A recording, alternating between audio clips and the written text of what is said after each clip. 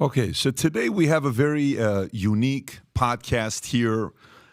We have some friends here. We were talking earlier to discuss the importance of the NBA and the greatest players of all time. That's what we're going to talk about. It has nothing to do with faith, nothing to do with religion, no discussion. But in all seriousness, I've been looking forward to this for a while. I know it's a bit of a sensitive setup to have it like this. We discussed it was supposed to be a different couple different individuals, brothers from your end coming in, and then Mohammed Hijab and I had a call together. We had a Zoom. He had some challenges, and I got to give shout out to Eddie, the Dean Show. He's here with us as well, but he's sitting outside to have the discussion for us to be here together. Robert, I respect all of you for coming out. Truly, I respect you for coming out. My outcome, I want to first share with you and the audience what my outcome of this is. So as a father of four, I'm a little bit concerned on what's going on with the country in America. I escaped Iran. We went to Germany at a refugee camp, then we came here. I now have 4 kids, and I love America. I think this is an incredible nation. It's changed my life. But some of the things that's going on right now, it's kind of weird. It's strange. It's not normal. It doesn't seem normal to me. And I have friends. I'm a Christian myself. I'm a non-denominational Christian. People know that's my position. But I have a lot of friends that are Muslims. I have Scientologist friends. I have Mormon friends. I have Jews, who are here with us as well. So I wanted to bring this up because we're going to discuss a few different things today. Number one is the differences in the religion of Christianity and Muslim. We'll discuss that. And then we'll discuss the enemy. Who is the enemy to Christians? Who is the enemy to Muslims? And then we're going to share who our common enemies are. And some funny questions I want to ask you. We'll have some levity here as well to enjoy the discussion. And then there'll be an opportunity for you guys to also discuss with each other. This is not a debate. This is a discussion. Of course, there's going to be moments of debate and you giving your point of view. That's going to happen no matter what. Naturally, the setting is where that is going to happen. But I want to make sure everybody knows that's my outcome. I think there is an area where if we can find common enemies, the enemy's greater than we think. At the end, that's my outcome. But with that being said, let me properly introduce everybody. So first, we have Daniel حقيقتجو. I said it 7 times properly, and then when we're on, I can't. So Daniel حقيقتجو attended Harvard University, where he majored in physics and philosophy. He is a Sunni Muslim debater who specializes in debating anti-Muslim figures. He founded MuslimSkeptic.com and teaches Islam at mosques and universities around the world. Thank you for being here. Thank you, Patrick. And he has a book here as well, The Modernist Menace to Islam. We'll put the link below as well, Rob, so if people want to pick it up, they can. And then we have Jake Brancatella, right, who is here with us. I was telling him earlier, I'm used to that last name more often with some of the friends we interview. He is the Muslim metaphysician, is a convert to Islam. He holds a BA in philosophy and is currently studying for a master's in philosophy and theology. Jake primarily debates Christians and atheists and is an active member of the Muslim Debate Initiative. Then we have Brother Rashid here to my right. He wrote a book called The Ideology Behind Islamic Terrorism, a Moroccan Christian convert and the host of the Daring Questions television program, where he discusses Christianity and engages with Islamic theology and religious topics. Brother Rashid, thanks you for being here. Thank you for having me. And last but not least, Robert Spencer, American author and commentator known for his writings of Islam, counterterrorism, and his involvement with the organizations like Jihad Watch, the most popular blog within the counter-jihad movement. He's also written The Truth About Muhammad. He's written a Critical Quran, and also his latest book that's, I think, is that the Critical Quran you have out here? Quran. And he's written a few other things. Rob, again, once again, thank you for being here as well. You. So what I'd want to do is, before we get started, and I have some comments and questions here, if you, just for some of the audience that maybe they don't know the whole story, we can start off with anyone on how you came about your current position right now. If you can take 30 seconds to a minute, given your background, and then we'll go from there. So we're going to start off with you. Robert, how did you go? I've read your story. Of course, I know your background. I watch a lot of commentary on you. How did you become the person that you are today? Well, you know how one thing leads to another. And I was fascinated with Islam and the Islamic world from a very early age because my grandparents actually are from the Ottoman Empire. They were Greek Orthodox Christians in what is now Turkey and were exiled during World War I for not converting to Islam. When I knew them, actually, my grandmother was the only person besides Barack Obama who said that who said that the call to prayer the Islamic call to prayer was the most beautiful sound that she had ever heard. And she would tell me stories about growing up in Turkey and how wonderful it was and how beautiful the land was, how wonderful the people were, and so on. And so then I would ask the inevitable question. I was, 5 years old or whatever. Well, then why are you here? Why did you leave? And then they would clam up and not tell me. So this just made me more interested. Interesting. Started to study it, consulted with people, ended up consulting with some people in the 90s about these issues, and then after 9/11 was asked to write a book, and now I've written 27 books, mostly on this issue. And I watch you where you have a certain level of true 100% belief in what you're talking about. We'll get into that here in a minute, and I'm sure we'll get more about that. Brother Rashid, how about yourself? Yes, I grew up in Morocco. My dad was an imam for a mosque, and I was Muslim like every other Moroccan. At age of 12, I was listening to a radio program. That's when I heard about Christianity, and I started comparing between Islam and Christianity.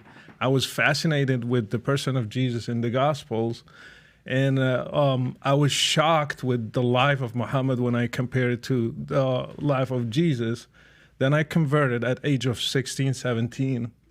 Then I had to leave my family, actually. They rejected me. I lived as a homeless for 2 years, and I had to live underground with the Moroccan church, the converts, until 2005, I had to flee the country. 2005, you have to flee the country. Yeah. Okay, and we'll get into your story as well a little bit more when topics come up.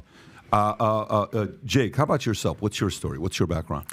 Yeah, so I was raised a Roman Catholic. My entire family is Roman Catholic up until today. I personally never really believed in the religion, primarily because the theology never really made much sense to me. As I grew older in my late teens and going into the university years, I naturally, the mind starts to think about the deeper questions in life. What's the purpose of life? Does God exist? What religion is true? And so I went on this search and eventually found the path of Islam, primarily because I believe that it's the only religion today that truly supports pure monotheism. I know that Christians, and maybe we'll get into this in the discussion, claim to be, but I found doctrines like the Trinity and incarnation to be completely incoherent and found problems with them. And the Islamic narrative of there being one and only true God that is worthy of worship and that he sent prophets and messengers with this consistent message throughout time was very inviting to me and fit with my natural disposition, and I became a Muslim in my early 20s about 10 years ago and been Muslim ever since. Fantastic. Thank you for that. Daniel, how about yourself? Yeah, my background is my parents came from Iran. They're both from Shiraz. I was born in the U.S. actually and was raised here in Houston, Texas. And I love my parents, and they raised me like an Iranian, had a strong Iranian Persian identity. As I was in high school and then college, I started to become more religious, like learning about my background from my grandparents, for example, from my dad. And I just became more religious, started practicing Islam. I became Sunni, so I'm from a Shia background. I became Sunni. And in college, I went to Harvard University. There was a lot of pressure on Muslims at that time because of like the war on terror, counterterrorism efforts. And there was this effort to liberalize Islam and to say that traditional Islam or the Quran or the Prophet Muhammad, peace be upon him, their teachings are not consistent with modern life, with modernism and liberal secularism. And this posed a conflict for me. Like, how do I reconcile a traditional Islam with liberalism, secularism, and these modern ideologies? So I went and studied philosophy, and I became critical of these ideologies like modern liberal secularism, humanism, atheism, these isms, and that's, the title of my book, basically, or a subtitle of my book, is critiquing these isms that I believe, and through my study, they're destroying humanity. Not just Islam, but just all of humanity is under threat from these isms that are destroying human society. I hope we can talk about that today. I dedicated my career basically to promoting this message, teaching Islam, teaching how Islam solves many of the problems and difficulties that all people face in society, not just Muslims. I love that. Okay, thank you for that. Again, gentlemen, thank you for sharing your background. So let's get right into it. Robert, your challenge. What is your biggest challenge with the religion of Islam? What's your biggest challenge with it? You mean the biggest difficulty I see in it? I would say the biggest difficulty, because to me, I see it from a few different places, right? One, there's faith, meaning none of us have gone to heaven to see what heaven's going to look like. We're all taking a risk. All of us here are taking a risk. Either we're all going to be right, either we're all going to be wrong, or either one of us is going to be right, meaning one group's going to be right and the other's going to be wrong. But we don't know. That's faith, that's prayer. Of course, we've had great experiences in life to say, I had a connection with God. I had a moment with ... And then that's individual to us, right? So to me, it's faith, it's religion, it's enemies, it's common enemies. It's the challenges that's going on in the world, specifically with America as being, for the longest time, the greatest country in the world. What is affecting that? And then there's a few other things that we'll talk about into as well. So, but for me, it's more from the standpoint of when you've said you've read the Quran dozens of times, you've studied it, you've written about it, you've talked about it. Even I think the government used 2 of your books in 2011 that Wire talked about, right? I don't know what the 2 books were. I think one of them was about Prophet Muhammad, and So your background, you've been in this world. What is your biggest challenge and differences with the religion of Islam? Well, probably the main thing is the sanctification of violence and the idea that God will bless and even calls upon the believers to commit acts of violence under certain circumstances. Like Rashid here is an ex-Muslim, and so under Islamic law, as it's traditionally and classically formulated, he would be put to death. Muhammad said, anybody who changes his religion, kill him. And it's still the position of all of the schools of Islamic jurisprudence, Sunni and Shia, that the apostate should be put to death. Now, obviously, this is not something that means that every apostate has to always go around watching himself, because you have to have somebody who's willing to do that. But those who do it, they think, well, now I have done something that Allah has commanded, and He will bless me for doing it. And me, myself, because I was standing up for the freedom of speech, 2015, Pamela Geller and I put on in Texas a Muhammad art exhibit and cartoon contest. And it was actually, we featured a lot of classic Shiite Persian art depicting Muhammad, as well as contemporary art that was from a more critical standpoint. And a couple of jihadis came from Phoenix, key members, actually, of the Islamic Community Center of Phoenix. One of them was featured in a recruitment video for them, and they tried to kill us. And so I actually would be also under a death sentence just for drawing Muhammad and for sponsoring people who do, which I did not in order to cause gratuitous insult, but to defend the freedom of speech and freedom of expression, which is the foundation of any genuinely free society. Daniel, what would you say to that? What's your response to that? Yeah, so just a few points here. Number one, it's interesting how we want to talk about Islam as a religion, but the religion is 95%, like what Jake mentioned. It's about worshiping God, being devoted to a righteous way of life, loving your neighbors, taking care of your parents. That's what 95% of Islam is about. Yes, there are criminal punishments, which we're going to discuss. There is conquest, there is war theory, there's all of this in Islam. But it's interesting how when a conversation is about Islam, we focus on that 5% instead of the 95% of what Islam is about. We don't see this kind of double standard with like Christians. So if you have someone like Matt Walsh is a traditional Christian. There's slavery in the Bible, there's punishment for blasphemers in the Bible, there's killing of heretics in the church tradition. There's no discussion of that with Matt Walsh, right? Or Ben Shapiro. There is killing of blasphemers in the Hebrew Bible. There is, punishments for apostasy in the Talmud. There's no discussion of that with Ben Shapiro. You can talk about, other values, and that's what the discussion focuses on. But the Islamophobic narrative is just lasering in on these specific topics, which is fine. We can discuss that, but I just want to note the double standard. So the other framing of this whole discussion that I want to put out here, though, is that I'm wondering, like, this standard of, there should be no punishment for blasphemy, for example. Let's just put that out there. There should be no punishment for mocking and insulting a religion, attacking people's values. Is that coming from a Christian perspective? Is that coming from is that coming from the church tradition? Is that coming from the Bible? Because when we look at the Bible, we see in Leviticus, we see in Deuteronomy that blasphemers should be put to death. Even if you entice, the Bible says, if you entice like your son or your daughter or your wife entices you to worship other than God, then have no mercy. Put them to death without due process mentioned, without any kind of court or tribunal. The husband or the father should just immediately put them to death without mercy. That's what the Bible says. So when Robert wants to criticize Islam, I'm wondering, is that criticism on the basis of the Bible? Is that on the basis of the church tradition? Or is this a liberal, secular, modernist critique of Islam? So I want to know, am I debating or discussing with two Christians or two atheists or two liberal secularists? Like, that's a clarification that we need. May I? Yes. This is a very important clarification, and there are a couple of distinctions that have to be made. One is all of your examples from Christianity are from Old Testament law, which if you had studied Christianity, you would know there's no sect of Christianity, no school of Christian thought, no tradition within Christianity that holds that Old Testament law applies to Christians for all time. As a matter of fact, it never did apply.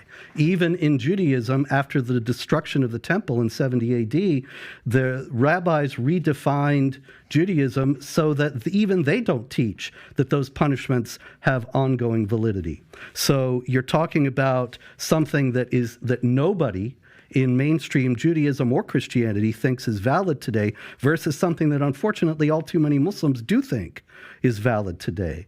And the bringing up of ancient historical wrongdoing is all very well, and there's certainly a place for that. I've got no interest in denying any of the misdeeds of Christians throughout history.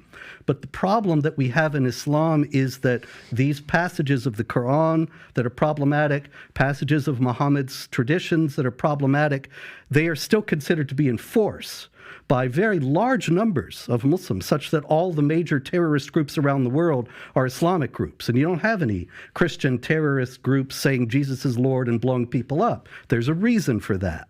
And the reasons have to do with the interpretative traditions in both religions. Can I comment? Yeah, go ahead, Please. Yeah, so I would ask Robert a very simple question that I think gets at what the real issue actually is. Do you believe that it's inherently immoral for an apostate to be put to death? Do I believe that it's inherently immoral for an apostate to be put to death? Is it inherently immoral? Well, I know this is some kind of trap, but in any case, no, I don't I'm just see any looking reason. for honesty on your part. That's all. You can always have honesty on my part. Everything I tell you is the truth. Okay, so go and ahead. The fact is that I don't know. I tell you the truth. I haven't thought about it. Okay, but, you haven't thought about it. Well, you're writing all of these books on Islam how are talking you about criticizing apostasy, Islam? Right. And you don't even know if this is inherently immoral. That's quite shocking, No, Robert. I would say that I don't think that it's moral to put the apostate to death. So it's But immoral. As it comes to my books about Islam, I'm just reporting on what Islamic clerics and the Islamic tradition teaches about passages like when Muhammad says, if somebody changes his religion, kill him. So if you look, for example, in chapter 4, verse 89 of the Quran, in the critical Quran, where it says, if they turn renegade, then come and kill them wherever you find them, then I give Islamic authorities who actually say that this should be done. And that is something people need to know. Now, whether you're talking about in the ideal society, you have apostates put to death, I don't think so, because I believe in the freedom of conscience and the idea that of the dignity of the human person, which is a Christian concept that's not in Islam.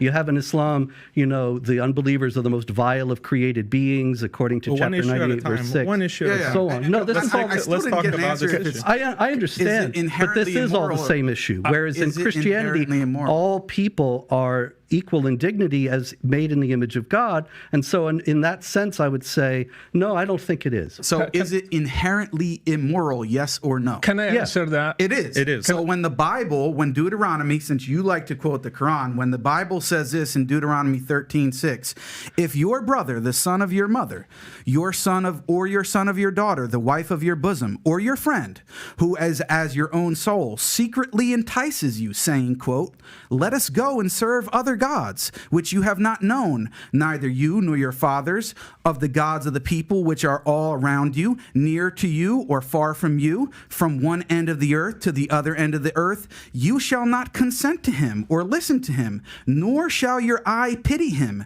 nor shall you spare him or conceal him, but you shall surely kill him. Your hand shall be first against him to put him to death, and afterward the hand of all the people. And you shall stone him with stones until he dies, because he sought to entice you away from the Lord your God, who brought you out of the land of Egypt from the house of bondage. So all Israel shall hear and fear, and not again do such wickedness as this among you. So let me finish. Let me comment on the passage. So when your loving God, Jesus Christ, who you believe is God, who revealed the Old Testament and revealed this as a law for the people, and you said that it's inherently immoral for the punishment of apostasy to be death, then you are charging your own God and supposedly loving Jesus with immorality. Not sir. at all. If you don't see that contradiction and hypocrisy, it's not in the least. Can't really do much for you. Well, it's not in the least contradictory or hypocritical, because that is God actually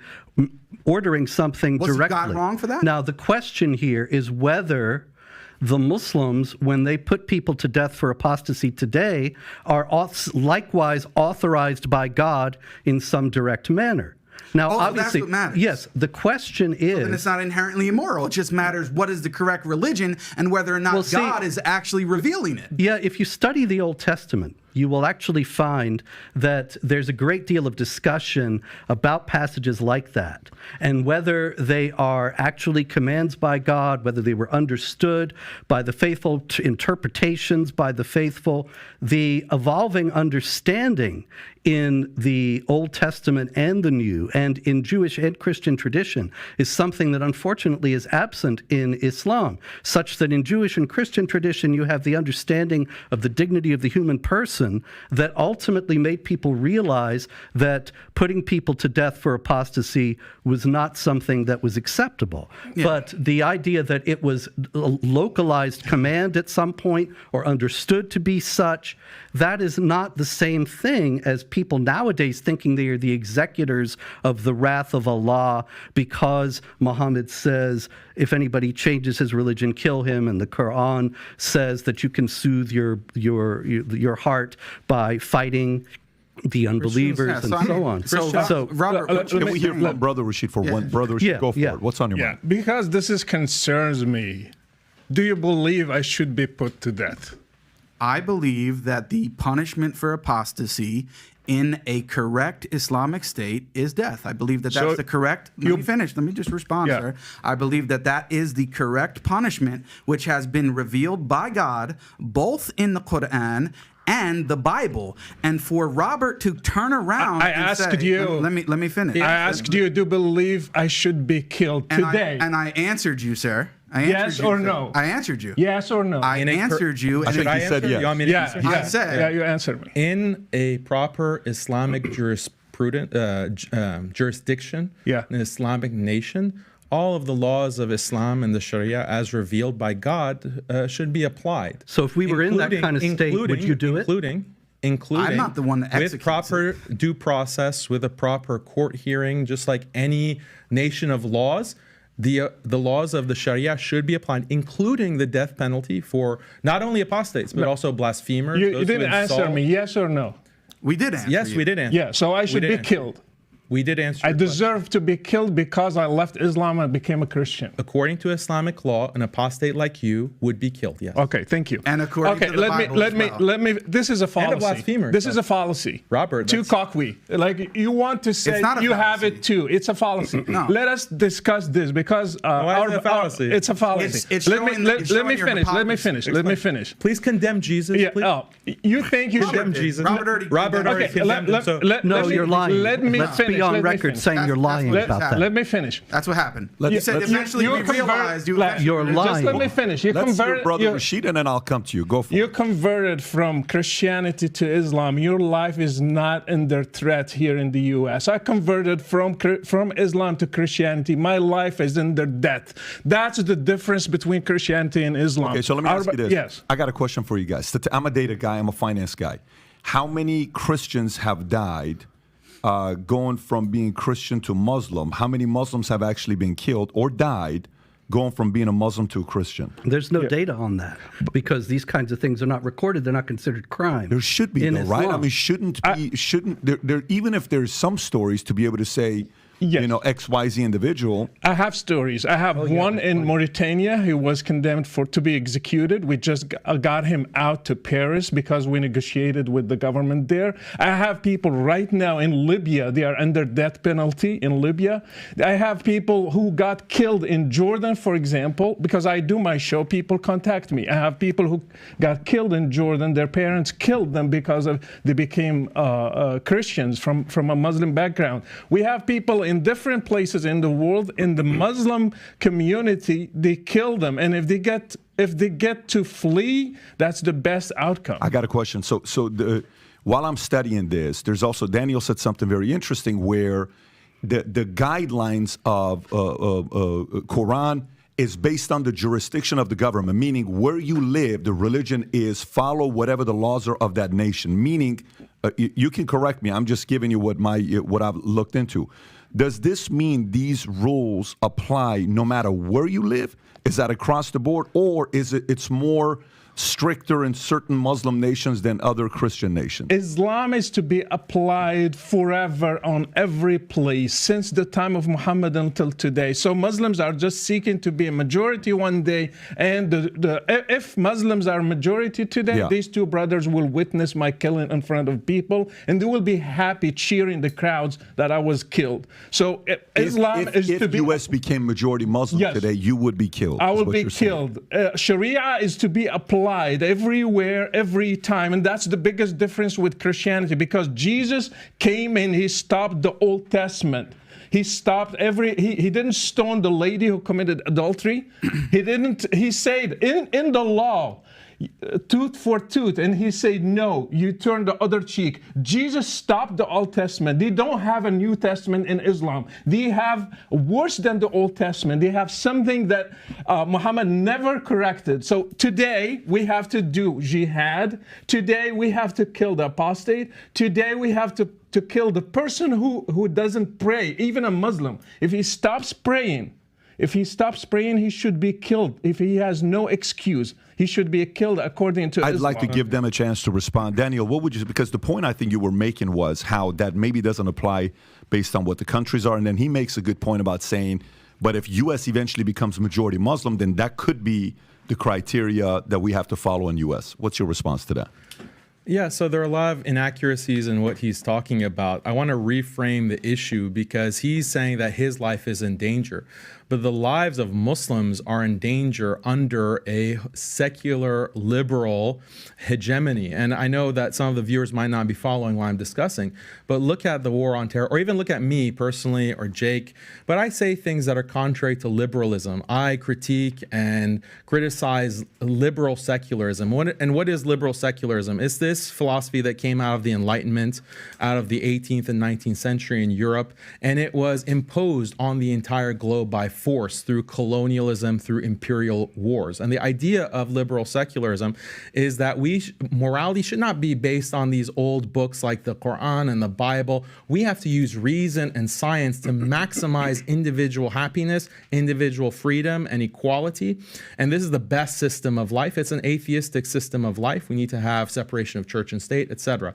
This is the dominant, I don't want to say religion, but it's a dominant ideology in the world today. And it's imposed through, the UN Security Council, international rights law, etc. But it's coming from a very specific philosophy that is anti-religion. It's anti-Islam, it's anti-Christianity, anti-traditional Christianity. I criticize this system.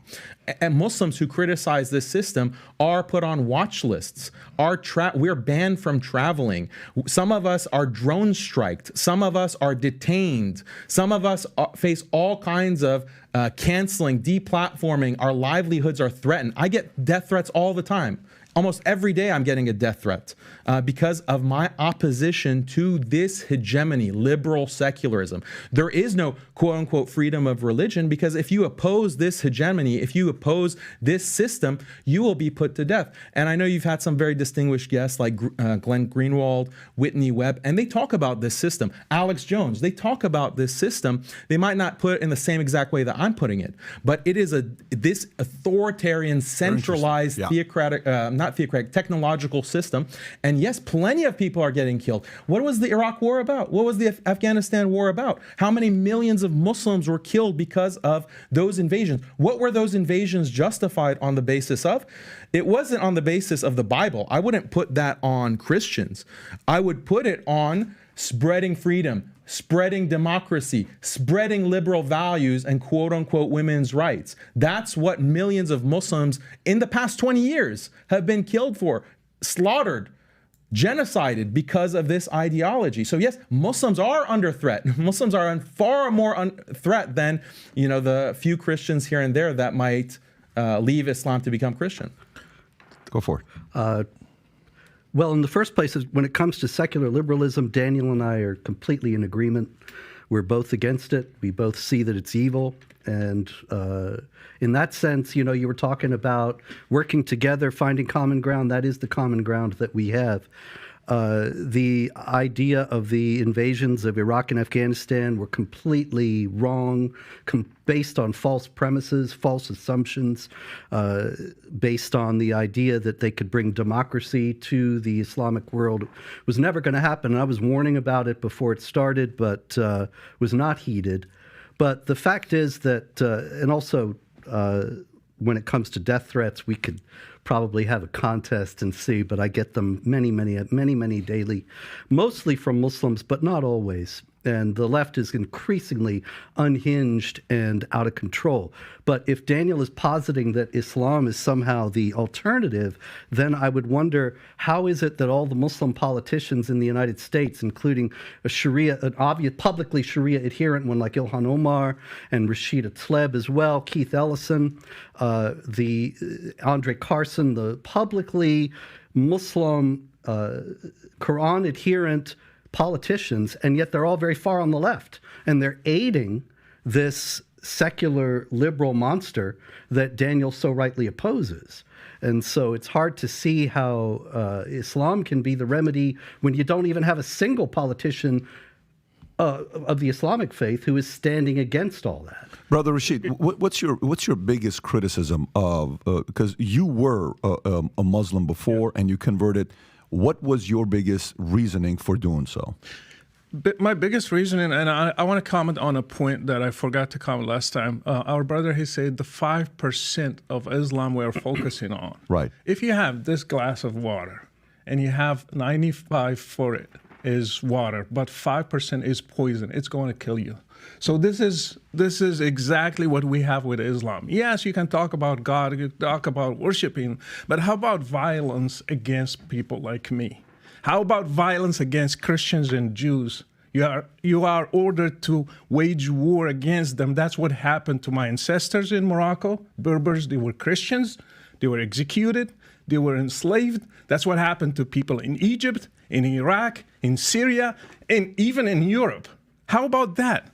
How about people who, for example, against women, Islam against women? And we should note that they endorsed the death penalty for apostasy right here. Yeah. So it's not like let me just finish. As does Jesus Christ. And against women, women should be beaten if they disobey their husbands. My mom was beating my Imam dad. When I asked him why, he said, it's in the Quran. You cannot object to that. They cannot object to it. It's in the Quran. It should be applied. It's a permission for men to beat his wife. It's in the Quran. It's the word of Allah himself. Again, when I studied the life of Muhammad, in 10 years, he waged 83 wars in 10 years, 27 wars and 56 raids in 10 years. And you are going to teach me that Islam is peaceful? No, it's not peaceful. Are you going to give a Nobel Prize for somebody who waged 83 wars? No, you will not. And another thing, Muhammad is not a role model. Jesus is. Muhammad, he had many wives, 11 of them. One of them, she was 9 years old. He was 53. I am 50. I cannot marry a girl that has 9 years old. You cannot. That's abuse. And Muhammad did that. Can we do one issue at a time? Let me finish this. He raided a Jewish tribe. You cannot compare Jesus with Muhammad. Jesus never killed a person. He never killed an apostate. He never waged a war. So he was a role model for me. That's why I loved Muhammad and I wanted to follow Jesus. They are going to keep trying, bring the Old Testament. Name one person that Jesus killed because he was an apostate. Judas, he gave him to the Jews, and he never ordered his disciples to kill him. These are the rules that they want to apply today. If we criticize Muhammad, we should be killed. Like what happened with Charlie Hebdo. Do you think those people, they just killed the people who drew the caricature for Muhammad just because like that? No, because it's written in Islam that they should kill people who criticize Muhammad. So Islam is a big problem. Even the 5% can kill whole humanity. Can I have a response? Sure, please go for it, Jake. And I want to comment on what he said and also Robert's remark about us endorsing the punishment for apostasy. Yes, we do. Why? Because our claim is that we are actually faithful to our scriptures. You guys are not. You want to avoid the Old Testament, and I want to give you an analogy, Patrick, because you're a business guy. You have many businesses, okay? And you have policies that you have to put in place based on social interaction in the workplace and all that kind of stuff. Now, you may make amendments to those policies based on new data, new information, how things are actually going based on those things that you put in place. Now, when you do, right, and this is the analogy between the Old Testament and the New Testament, are you willing to say that, well, yeah, thinking to myself, yeah, Pat, yeah, you were wrong, actually, when you said it was okay to do such and such. That was actually wrong, and you then put in the correct one. With the Bible, the problem that you have is the same one that you want to talk about, the loving Jesus Christ himself, which we also adore and respect as a prophet, is the same one that you believe is God and revealed the Old Testament. And you can't get out of that. So when your God, Jesus, revealed at that specific time, as I just read the passage, and I can read you plenty more, where he says to kill babies in war. Is it okay to target infants in war and kill babies? Is that inherently immoral? The problem that you have is if you go on, and this is why the argument is so important. It's not a tu quoque just as a fallacious argument. It's checking for your consistency as a Christian, whether or not you're actually faithful to your own text and tradition. And the reality is you're not. Why? You have two options. If you condemn it as inherently immoral, then the whole Bible's gone. Because if you believe that those verses in the Bible were revealed by God, then you're saying that God is immoral. And on the other hand, if you say that it's not inherently immoral, but God changed the law at this time, then most of your arguments lose the force that they have against Islam, because you can no longer argue that it is inherently immoral to punish an apostate by death and all of the other things that you want to tack on. This is why it's so important. It's not a fallacious argument, and the reality is we want to stick to our text and our tradition, and for the most part, we would argue that the Christians have abandoned them in favor of secular, liberal, moral ideologies. Let me have Daniel respond, and then I'll come to you. Go for it. Yeah, so there are a lot of things that we need to respond to because he's just listing every grievance that he has against Islam. Right. We have to take it step by step. But just on this point of violence, I think Jake makes really the crucial point. It's that Jesus, according to the Christian belief, Jesus is the God of the Old Testament. And he's the one who's commanding Moses, for example, to ethnically cleanse the Canaanites or the Amalekites or all of these other tribes and to conduct conquest and war, to take girls as slaves, to take virgins as slaves. This is in the Old Testament, sure. So Christians have to deal with that moral problem. A lot of Christians, unfortunately, they just throw the Bible under the bus. And, how is that justified? But it's not just the Old Testament. It's also the New Testament. The New Testament also endorses slavery. The New Testament also has the book of Revelation where Jesus is going to come, which, by the way, Muslims also believe that Jesus is the Messiah. He is the born of the Virgin Mary, and he's going to come as the Messiah to establish God's kingdom on earth. Muslims also accept and believe that, and we're anticipating that.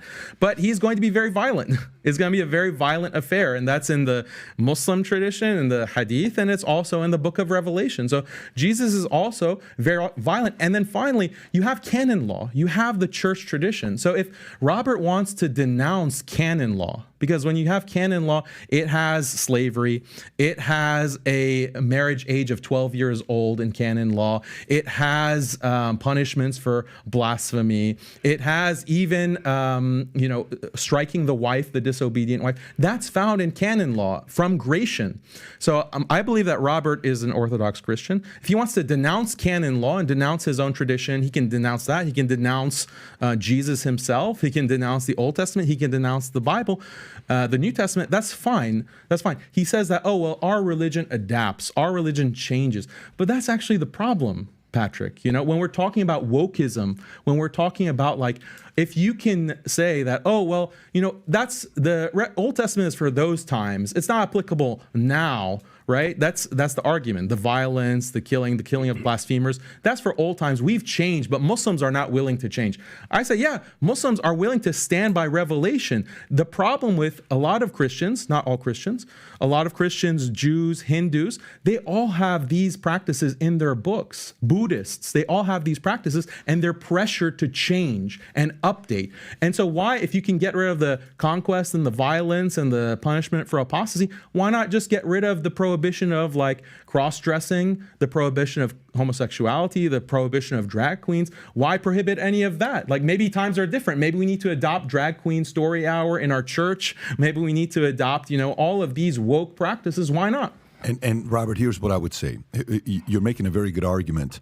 And I can totally feel where you're coming from as well.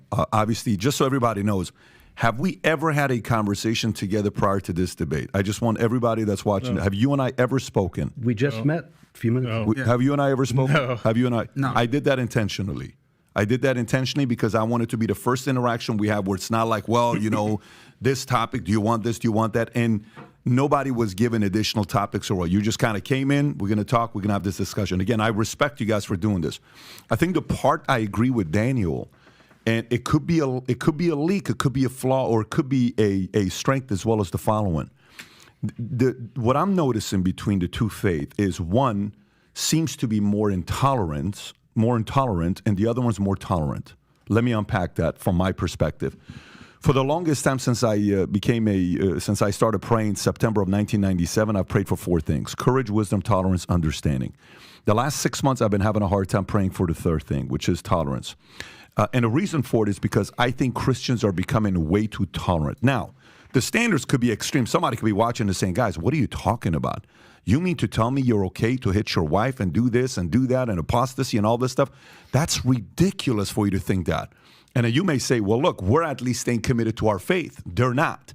They're picking and choosing what they like, and they're not. That could be the argument. All I'm saying is that's their argument, what they're saying. Yeah. But then the other side is when you're saying what you're saying, stats came out right now as well about Pew Research on statistics on Muslims' view on LGBTQ. You're now going to go through this as well with your faith, with your religion. Pew Research says that 52% of American Muslims believe homosexuality should be accepted by society. This is according to Pew Research. Among Muslim American millennials, that jumped to 60%. This was done in 2017, so it's 6 years old, which I would assume it's even higher today than what it was then. The survey also revealed that Muslim women are much more accepting of LGBT people than their male counterparts. They're at 63%, men are at 42%. Just so you know the difference between women and men, about 21% difference. And a vast majority of religious LGBTQ Americans are Christians, split fairly amongst Catholics, 25%, Protestants, 28%, and Christian denomination, 24.5%. Only about 2.5% of Jews are for it, and 2% of Muslims, okay?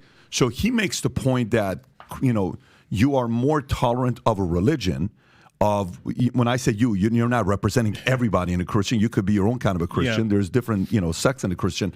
But from an outsider watching in and trying to be as fair as possible, I see we're not being tolerant. You're not going to say anything about our prophet. You're not going to say anything about our religion. We're going to defend this. These are our values. We're going to protect it. We're going to fight for it. This is important to us. This is our livelihood. This is what we stand for. And Christians are like, it's okay. Don't worry about it. It's okay. Don't worry about it. It's okay. Don't worry about it. And then it's bringing out more flaws and arguments in the Christian religion. And I'm saying this as a Christian myself. What's your rebuttal to that? Well, what you're talking about in a large part is a retreat from and a rejection of Christianity, not actual Christianity. Christianity stands for certain values, stands for certain principles, and when the West was Christian, then you didn't see all this craziness that you see in the society today. It's when the West starts to discard Christianity that all these things come in. Like Chesterton said, when people stop believing in God, it's not that they believe in nothing, they believe in anything. And we're seeing that illustrated every day now with increasingly insane public discourse coming from the left, and especially a social discourse. But this is not Christianity. Now, to be sure, you're absolutely right. There are a lot of leftist and liberal Christians who have essentially discarded Christianity. Yeah. And under the guise of Christianity, it's kind of like Invasion of the Body Snatchers Christianity. You remember that movie? People would appear and they looked just the same, but the space aliens had taken their personalities and replaced them. And that's what we have with a great deal of Christianity today. Unfortunately, it's been infected by exactly this kind of liberalism, and so a lot of people turn away thinking that's Christianity, when actually these people are not Christian in anything except the name. But there's a great deal more that Daniel mentioned. Am I going to get a chance? You can respond right now. Okay. Yeah. The problem that you guys have is that you're reading the Bible as if it were the Quran. In the Quran, it's dictated. Allah dictated every word, and it's applicable for all time. It's all flattened out and on the same level. The Bible is simply not like that. In the first place, you have the very simple notation of the Gospels, the Gospel according to Matthew, Mark, Luke, and John. Now, in the Christian faith, Matthew, Mark, Luke, and John were inspired, but that doesn't mean that God was dictating to them and that it was beyond their human understanding. Like when St. Paul, in one of his letters, and he says, I'm glad I didn't come to baptize any of you. Well, actually, I did baptize a couple people, and I forget who else, but I still didn't come to baptize. It's not that God is forgetting who he baptized and who he didn't, but Paul is working from his human understanding, and yet he is speaking the truths, the eternal truths that God wants him to communicate. A lot of the Bible is the record of the evolving understanding of the people of God about precisely a lot of these issues that you're talking about. And so you can't go back and flatten it out as if it were the Quran and say, Jesus is here telling people to kill people, and therefore you have to approve of it. Well, Jesus That's just not how the Bible works. What you have is an understanding that the people had at that time that's expressed in that way, and then later, because of the teachings that Jesus gives in the New Testament primarily, of the dignity of the universal dignity of the human person, and of various other aspects of the understanding of humanity. That's why slavery is abolished, and slavery was only abolished in Christian contexts, primarily in the UK and the United States to start with, and then it followed around the world, because people understood, even though slavery is in the Bible and in the New Testament, yes, at the same time, also, there's the idea that all people are made in the image of God and have that dignity. So there's not the dichotomy like in the Quran, Muhammad is the apostle of Allah, those who follow him are merciful to one another, ruthless to the unbelievers, at chapter 48, verse 29. So it was Christian clerics in the UK and the United States who led the fight to abolish slavery based on the deeper Christian principles regarding the dignity of the human person. Yeah, so why can't you evolve? Why can't Christians evolve to accept transgender and drag queen story? Or why can't things evolve even more? Actually, what's the because principle? of the same. What's the principle? Yeah, it's a good question. I'm trying to answer it. It's because of the same principles. The idea of Human transgender, dignity. Human dignity, and that means both physically and spiritually. And so you take the transgender business, that's a total rejection of trust in God and the idea that God knows what he's doing when he creates somebody male and female. And that's the first thing the Bible tells us about God, that he created the heavens and the earth and that's created not what human LGBT beings. Christians say. And well, sure. LGBT and that's Christians why they're say wrong. human dignity that male and means female, he accepting us created for who we are them. and being tolerant for who we are. Yes. That's what they claim. Well, that's you why haven't articulated we a have principle, heresies. a very clear-cut principle. We have heresies in Christianity, just like you do in Islam. No, but I want to understand, what is the principle that I was just telling you that if you have human dignity. You're talking over me, but I'm trying to explain it to you. Because you're not answering the question. No, I actually am answering the question, but you keep interrupting me and making it impossible for me to make my point. Give me the principle. So if you had the basic courtesy to be quiet for a second, then I will return it to you when you respond. Sure, go ahead. But the idea that when it says male and female, he created them, that's not just an incidental point, but that is fundamental to the human identity and to the nature of the person that has that dignity as being made in the image of God. And consequently, to say, oh no, God made a big mistake and I'm really a woman, that is a fundamental rejection of any kind of Christian principle. That's not what transgender said. Let me ask a question here for the point he made. I want to transition off this topic to the next topic. By the way, you know how the Constitution, we've had 27 amendments in the last however many years we've been around, right? Based on what he just said, my interpretation, what he said is the religion of Christianity has made many amendments over the years, okay? Somebody could interpret as the New Testament as a form of an amendment. You can push back. I'm just giving the audience, trying to see what the average audience may be thinking about. They may say, no, the Quran is the Quran is the Quran. We follow what was taught back in the days and we're sticking to it and there's no amendments. What's your rebuttal to that? Can I comment on this? Please, yes. You understand what I'm saying, right? You understand the question? I understand the question. First of all, they are talking about amendments. They have something in Islam called abrogation. It's like an amendment. God says something, and then he changes it. For example, he asked the question, was it moral to kill the apostate? I can ask him the same question. How about zawaj al-mut'a? Like you marry for, like it was practiced in Iran a lot. It's not inherently immoral. It's not inherently immoral. Why? We can answer it. Why it was stopped? Why Muhammad stopped it? If it was immoral. The difference. I'm just giving you an example. You asked us the question. No, so no, let's answer. I'll let you answer. I'll let you answer. In Christianity, Jesus came, he stopped so many things in the Old Testament. That's our principle. He stopped, for example, sacrifices. We don't sacrifice animals. He stopped the adulterers to be stoned. He stopped so many things, like tooth for tooth. He stopped that. So Jesus stopped so many things in the Old Testament. You don't accept that. That's your choice. For example, why his disciples never killed an apostate? Why his disciples never They didn't have political power. As soon as Christians gained political power in the Roman Empire, they started doing these things. They didn't have the jurisdiction to do so. They didn't kill They were the minority. They weren't in power. As soon as Christians gained power within the Roman Empire, they applied the Old Testament laws, the New Testament law. It's not true. It's codified in the canon law. Do you know? Are you familiar with the canon law? Yeah, I want to talk about that. Yeah, please explain the canon law. Brother Rashid, if you can get close to the mic so the audience can hear. Yeah.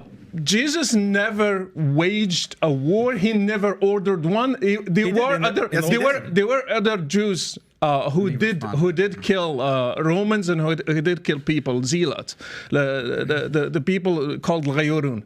So Jesus never ordered that. His disciples got killed, not waged war. They got killed.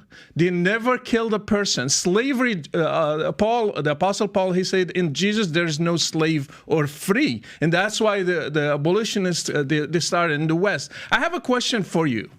You are benefiting from human rights and freedom of religion in the U.S., and you are trying to get us back to Sharia. For example, you converted from Christianity to Islam. Alhamdulillah. And you want to bring a law that kills the apostate? Do you want to be killed for converting from Christianity to Islam? Do you want that? Do you believe it's correct? Do you want it? Do you believe it's correct? So he Explain doesn't the answer the principle. question. Do you Give us want the it? principle. Give us the The principle. principle is the golden rule. Do not do to people what you don't want them to do to you. So you talk for a long time. Can I respond, please? Okay. Both of you keep running from the Old Testament and the argument that I've given. Jesus stopped it. We are not running. Jesus stopped it. We let you speak for a while, sir. Please let me talk, okay? Is Jesus God? Well, yes, the answer is yes. You do believe that. Did God reveal at least parts of the Old Testament? Well, of course you believe that. Now, Robert wanted to make a distinction. He brought up an example about Paul trying to remember how many people he baptized. But in the Old Testament, when it says that God is speaking and that God commanded X, was that just somebody making it up or misremembering? No, the Bible says it's God. So listen to this passage. 1 Samuel 15, 1-3. And Samuel said to Saul, the Lord sent me to anoint you king over his people Israel. Not, oh, I'm just talking at it, my backside. Now therefore listen to the words of the Lord. Who are they? They're the words of the Lord. They're not the words of Samuel or your neighbor John or whoever else. Thus says the Lord of hosts, I have noted what Amalek did to Israel in opposing them on the way when they came out of Egypt. Now go and strike Amalek and devote to destruction all that they have. Do not spare them, but kill both man and woman, child and infant, ox and sheep, camel and donkey. So do not tell me, sir, that God, Jesus, did not order the killing of innocent people. He not only did he do that, he ordered the killing of babies, none of which you will ever find anywhere in the Quran or Sunnah. So if you have a problem, let me finish, sir. You don't have it in Sunnah? Let me finish, sir. If you have a problem with God ordering death for apostasy and all these other things that you're bringing up, Robert, when you bring up the issue of Paul, well, he's trying to remember how many people he baptized. Is that analogous to this text where a prophet, Samuel, is explicitly saying that these are the words of the Lord? Was Samuel lying? Did God actually say this? And if so, is killing babies inherently immoral when at war? Yeah, killing babies is bad, Jake. Yeah. Is it inherently immoral? Yeah. So why did your God order Why did Jesus order it? Why did your God Jesus the problem command? you have, Why did your God the problem Jesus you have command once again, the killing of infants? if you'll let me answer, the problem that you have once again is that you're reading the Bible as if it were the Quran. And see, these things actually trouble Jews and Christians. There's no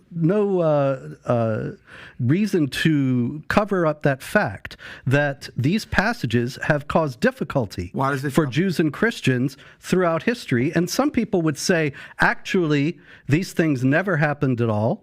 That they were they were fables designed to teach. Do you believe that they were fables designed to teach that you are to be completely pure and reject sin, and that all that business about killing this one and that one is about rejecting various sins. We want to know your position. Now, the whole point of what I'm saying here, if you would stop interrupting for a minute, I did not interrupt you.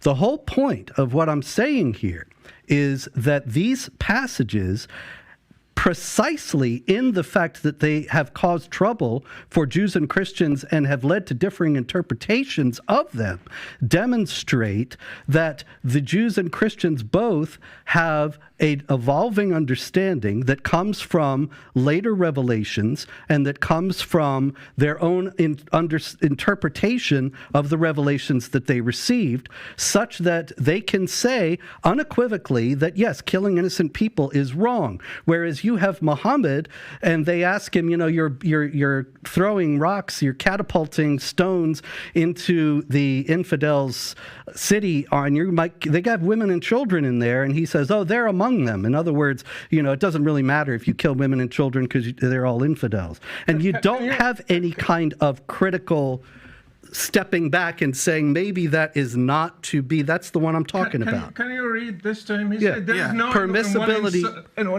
nowhere in Sunnah. Just read it, please. This is Sahih Muslim, Yeah, and I'll which is respond one of to it. I know the the text. hadiths. Well, you said Permissibility there of is none. killing I women know and the children text. in night raids. Can you so start long from as the beginning? Start from the beginning. Go for Read it. the actual text. permissibility. Will you stop interrupting me? I did not interrupt you. Permissibility of killing women and children in night raids, so long as it is not done deliberately. It is reported on the authority of Sa'b ibn Jathama that the Prophet of Allah, when asked about the women and children of the polytheists being killed during the night raid, said they are from them. And this is They are Sahih Muslim polytheists. Can we respond? 1745a. Can we And respond? that, once I make the point, that is giving permission. And that's actually was invoked by Zarqawi, the Al-Qaeda leader in Iraq, when he was explaining why women and children were killed by the jihad bombings, and he was actually justifying it among Muslims. And he invoked that passage. Okay, so the difference is if you actually read the next hadith afterwards, it clarifies it, sir. And yes, if you're talking about bombardment or collateral damage in which an infant or child or a woman may be harmed Inadvertently. inadvertently and unintentionally, then yes, that can happen. It's not a good thing that we enjoy in war, but if it happens, so be it. The difference is that in this text, it's specifically commanding from God. And what you said before, well, some Christians say, well, it's not actually historical. Maybe it didn't happen. Well, I don't care about other Christians, with all due respect for this conversation. We're talking to the two of you and the two Muslims, and we are representing our positions. So we want to know from you, do you believe that 1 Samuel 15, 1-3 was revealed by God and that God himself ordered directly, intentionally for the killing of babies and infants? Let me answer that. You are judging a war that happened 3,000 years ago. Is it by this? historical? Just wait. You are judging a war that happened 3,000 years ago by the standards of today. The difference between the Old Testament and Islam, we believe those applied for those circumstances and stayed there. These should not be applied today. Islam jihad should be applied in the time of Muhammad, today and forever. So killing the kids of polytheists, Muhammad answered, they are from them. They are just polytheists like them. So it's okay to kill them. And let me tell you about killing kids. How you define a kid? In the raid of Bani Qurayza, a Jewish tribe, Muhammad came and he said, check the hair of puberty for every kid. If you find one hair, you can kill him because he's considered an adolescent. So they killed 600 people on that day. You want to tell me that doesn't exist in Islam? Yeah, I know it exists in Islam. And I know if you got authority today, you will do it. Here's what I want to do. I want to have Daniel give a response, and then I'm going to go to the next topic. Go for it, Daniel. Okay, so Banu Qurayza, that was a tribe that betrayed the Muslims in war. So that was an act of treason. Every legal system in history, every religion, when you do an act of treason in war, what's the punishment for that? Capital punishment. And that was what was applied. The punishment fit the crime. The point that Jake made is that the Prophet, peace be upon him, explicitly forbade the intentional killing of women and children in the hadith that you didn't mention. So this is dishonest. Exactly. You read one hadith from the book of Jihad in Sahih Muslim, but you don't read the other hadith. Exactly. So that is dishonest on your part, sir. It's not. And then let's bring it back, to the overall picture, because for your viewers, many of them might not be Muslim or Christian. They think like, both of you guys are crazy. Both of you, your religion sound ridiculous. Yeah. So I want to defend not only traditional Islam, but also traditional Christianity. I want to defend, I think that's what building bridges is really about. Defending traditional religion, where every religion has conquest, it has violence, it has rules of war. And guess what? We live in a world of realpolitik. Every nation is engaging in war of conquest, expanding its influence and using violence as a means. The US is the biggest perpetrator of that. The Russia now is doing that in Ukraine, endorsed by the Orthodox Church, by the way. You have China, who is also expanding its influence. So every society, every culture, every traditional religion says, yes, use means and violence if necessary to expand your influence and to conquer and to conquest and to impose what? Your values. That is something universal. As Muslims, we're proud of that.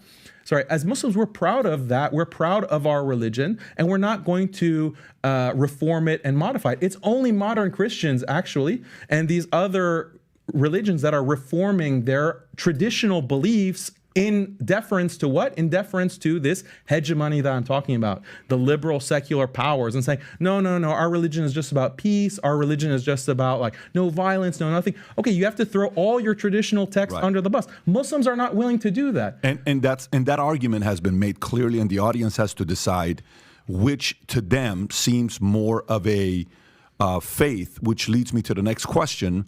A faith where you would want to raise your family in a country based on those values. So in America, when you look at the statistics, you'll see 20,000 Christians have converted to Muslim, right? Of which 75% are women. The number we'll see 3/4 are women and 1/4 are men. Okay. The question I would have is, I lived in Iran for 10 years. I don't know if you guys have lived in a Muslim nation before. You lived, obviously, you lived in Morocco. Have you lived in a Muslim, No. You're here. So I lived in Iran 10 years as a Christian family, and we would go to church, and I went to Christian school, and then we escaped and went to Germany, lived at a refugee camp with a lot of different sects from different parts of the world who were escaping. They were either escaping communism or they were escaping not feeling safe, persecution for their religion, what they believed in. They didn't have the freedom, they left. Why is it? This is a question that's been brought up when I'm crowdsourcing what questions you want us to ask the guests that are here today. If it's purely statistical, why are more Muslims moving to Christian nations and not Christian nations moving to Muslim nations? Why do you think that is? It's economics, pure economics. If you look at Christians that move to Saudi and the Gulf, there's a huge influx of Christians from the Philippines, from Africa, from Eastern Europe that flock to the Gulf countries, Muslim countries. Why? Because of GDP, because of the economy. The influx of people of all religions and cultures to the US, to Australia, to Europe, it's purely because of economic opportunity, not because of there's some kind of better way of life. The way of life in the US, and I can talk to you because you lived 10 years in Iran, the culture of traditional societies, especially Muslim societies, is much more conducive to family. It's more of a family, community-based life as opposed to an individualistic, rat race, everyone is out for himself type of lifestyle that you live in the West. And that's because of the hegemony that we're talking about, because of liberal secularism, because of this pursuit of happiness at the expense of all else. When you have a religion that values family, marriage, look at the divorce rates. Look at how, I have 5 sons of my own. I'm very worried about, will they even be able to find a wife who will be faithful to them and who will want to have children, my grandchildren, who will be faithful. Look at the divorce rates. Look at the infidelity rates. Look at all of the social problems that are infecting Western societies. Why is that? I'd argue it's on the basis of leaving traditional Christianity, leaving traditional Islam, reforming these religions. That's the problem. Look at someone like Reza Aslan. You interviewed him, I had him right? on, yeah. And you had a brilliant comment. You said that, Reza, when you're talking, I feel like you're an atheist. You're arguing, I don't think that you're actually a Muslim. Like, you're not talking like you're a Muslim. You're talking like this progressive, liberal, atheist type person. And that's what's happening to everyone because of these political forces. And we have to resist that. We have to resist those kinds of influences in order to preserve marriage, preserve family, preserve community. That exists in the Muslim world, but it's being eroded. So why are you still here? Why are you in America? Why don't you go to a Muslim nation? I would like to do that, but the thing is that the West has declared war on every traditional society. If you don't implement Western-style liberal human rights, quote unquote, like you don't legalize homosexuality, you don't legalize transgender, you don't legalize feminism, all these things that are destroying marriage and family, we're going to bomb you. We're going to sanction you. We're going to starve your people. It's not safe for Muslims to be in Muslim countries. It's not safe for traditional Christians. In traditional Christians, quoting the Bible within Europe are being put in prison for quoting the Bible. They'll literally quote a verse from Leviticus, or they'll talk about Sodom and Gomorrah. They're put in prison. This is a war on all traditional religions. And there's not a safe place for a traditional religious person in the world today because of this dominant global power. So your argument is economy, capitalism, a capitalistic society. So then the question would be, why don't Muslim regions accept the principles of a capitalistic free society to be able to attract other Christians? Because when you hear some stories, but I got that. Brother Rashid, do you have a response to him on this question? Specifically, the question I'm asking, why do Christian nations attract Muslims, but Muslim nations not attract Christians? He said the economy is the first reason, Yes. but other reasons exist too. I have seen so many Saudi girls leaving Saudi Arabia, going to Canada and the US and the UK, asking for asylum because they don't have the same rights. And they are forced to stay as a second-class status. Women is not treated well in Muslim countries. I have seen people who are leaving Morocco and other places because they don't have freedom of speech. And if you say anything against Islam in Egypt or Morocco, or for me, for example, why I left Morocco. I love Morocco. I would love to live among my family, but I left not because of the economy. I was doing well, but because I don't have freedom of religion. And there are many countries that are like that. If you open the borders in Europe and the US, you have almost probably, I can't guess, but like probably 90% of Muslims will go to the West, not just because of money. It's because of other reasons. They are oppressed there. And our brothers, they have their solution to what will live is not what I am here.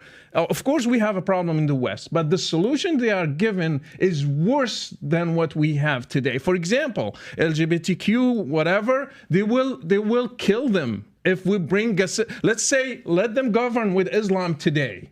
They will throw them from a higher building. That's their punishment. I'm not with that.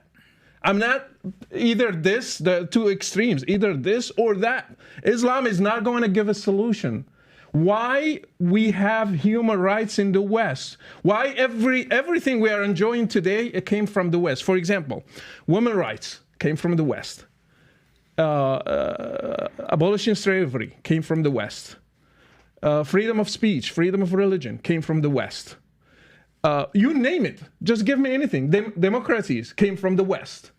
So they want us to live under an authoritarian system, and you cannot even question it. And if you say anything against it, you will be condemned to death. For example, if I say Islam is not the right way to God, I cannot say that in a Muslim country. I will be punished for that. So we are enjoying freedom of speech, freedom of religion, democracy. We can say our opinion. We can have a podcast like that without a problem. Guess what? In Morocco, when I became a Christian, we met as Christians in closed doors. We couldn't sing.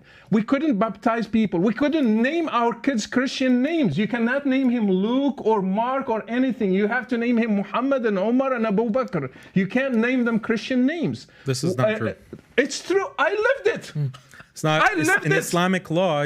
Okay, do you know Ahkam Ahl al-Dhimma? Do you know the I'm principles not Ahl al-Dhimma. I'm an apostate. Yeah, you don't talk about other Christians. Well, Christians can name their children. Okay, you lived in a Muslim country. Okay, Could let me you be finish. named Patrick, or was that against the law? Let me finish. I am a convert from Islam to Christianity, That's and different. I had hundreds like me, girls and boys. We were gathering. We were afraid of police, and we got arrested many times. We got interrogated. So let me get this straight. So I want to understand what both of you are saying. So for us, I was born in a Muslim country. My name is Patrick. My sister's name is Paulette. You're saying if a Muslim converts to Christian, you can't just name your kids anything. You have to name them those specific names. Yes. And you're okay with that?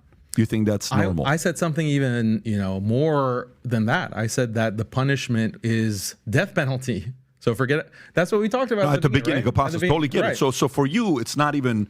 your level for that is for somebody to go, but why is that? But that's not the treatment of all Christians. So I That's totally not get the that, but treatment why, of Jews. why do you believe that? Why do you believe if a Muslim becomes a Christian is the death penalty? Why do you Well, believe this is what I wanted to explain, is that, first of all, this is found in every religion. It's found in every culture. The idea that you have to have punishments for defection, meaning that if you abandon the group, you are threatening the group. And that's why every business, every university, every society has community guidelines, for example. Yeah. If you violate the community guidelines, it's not called blasphemy, it's called a violation of community guidelines. You're expelled from that community, you face consequences.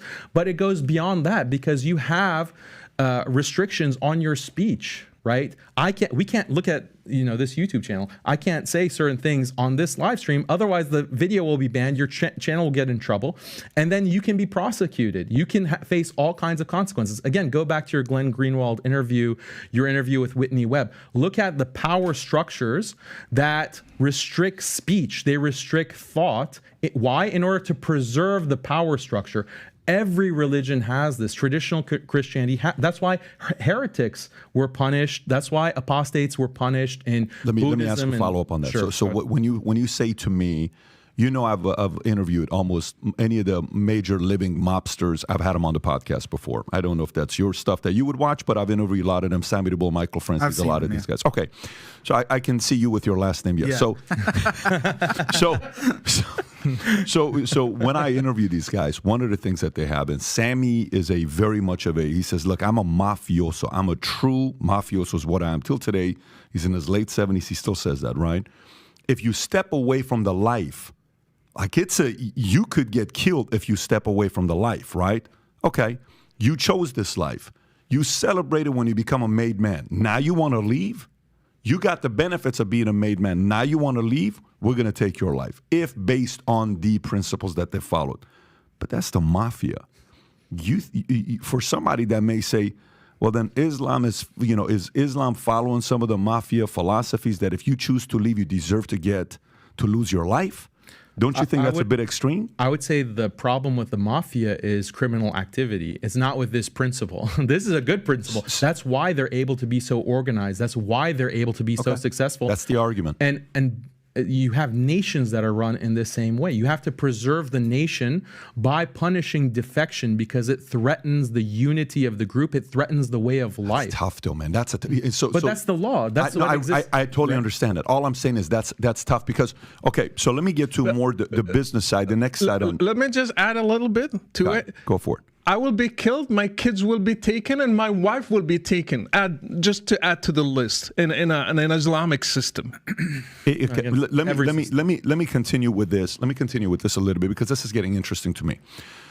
So, if in insurance, there's two ways to build, or real estate, there's two ways guys build their real estate and their insurance companies. Let me explain this, and you'll see where I'm going with this question. One is there's guys that steal from other people. Okay, and I'll say, oh, you train those guys, I'll take your agents. You train those guys, I'll take your agents. You're getting 60%, I'll give you 80% if you come to my company. So their entire business model is to take from others, right? And then they're always capped because somebody else is not going to come and say, he gave you 80, I'll give you 100. And then so now they go to a different guy. And then the other guy will say, yeah, he gave you 100, I'll give you 110. Then they'll realize there's only 130. So how much more is left to do? I'll give you 115 if you come to me 5 more. Okay, I'll come to you. And then eventually, you're stuck. You're not going to go anywhere, right? Okay. So these agencies are not baptism agencies. They're converting agencies. I'll convert you to me by me giving you a better life or better heaven or better, dream that I'm selling to you, right? For me, the way I see it is and then the other side is guys that recruit people from other industries and they make them realtors. So I'm working at Sears. You should consider getting a real estate license. I convert you. You're a nurse. You should think about being a realtor. I become a realtor. So you understand the two examples I'm giving. I'm recruiting other realtors. I'm converting somebody into being a realtor. Hence, religion, Muslim. I'm targeting Christians to convert them. No, I'm converting people that are, becoming Muslims or just we're having more kids and that's how we're going to grow a religion. Okay. So the criticism and fear that a lot of Christians will say, non-Muslims will say is, if we go the way we do right now, one day Muslims are going to run the world. Do you not fear that? And you'll hear that. Okay. And by the way, it's a fair argument because right now the number is, give or take, the Muslim population worldwide, I think, is around 1.7 billion. And it's expected by 2060 to grow by 74% to 3.1 billion. Today, they're 24.1% of the world population. By 2060, you'll be 31.1%. These are some real numbers that they're increasing. And Christians will say, well, are you not worried about that? Are you not worried about that? Are you not worried about that? Okay. So then my argument becomes, because I'm a data guy, Muslim women have 2.9 kids per woman. Christians are around 2.5, 2.6. Non-Muslims are 2.2. And the replacement game, you need to have 2.1. Yeah. So 2.1 is a replacement game. 2.2 is non-Muslims.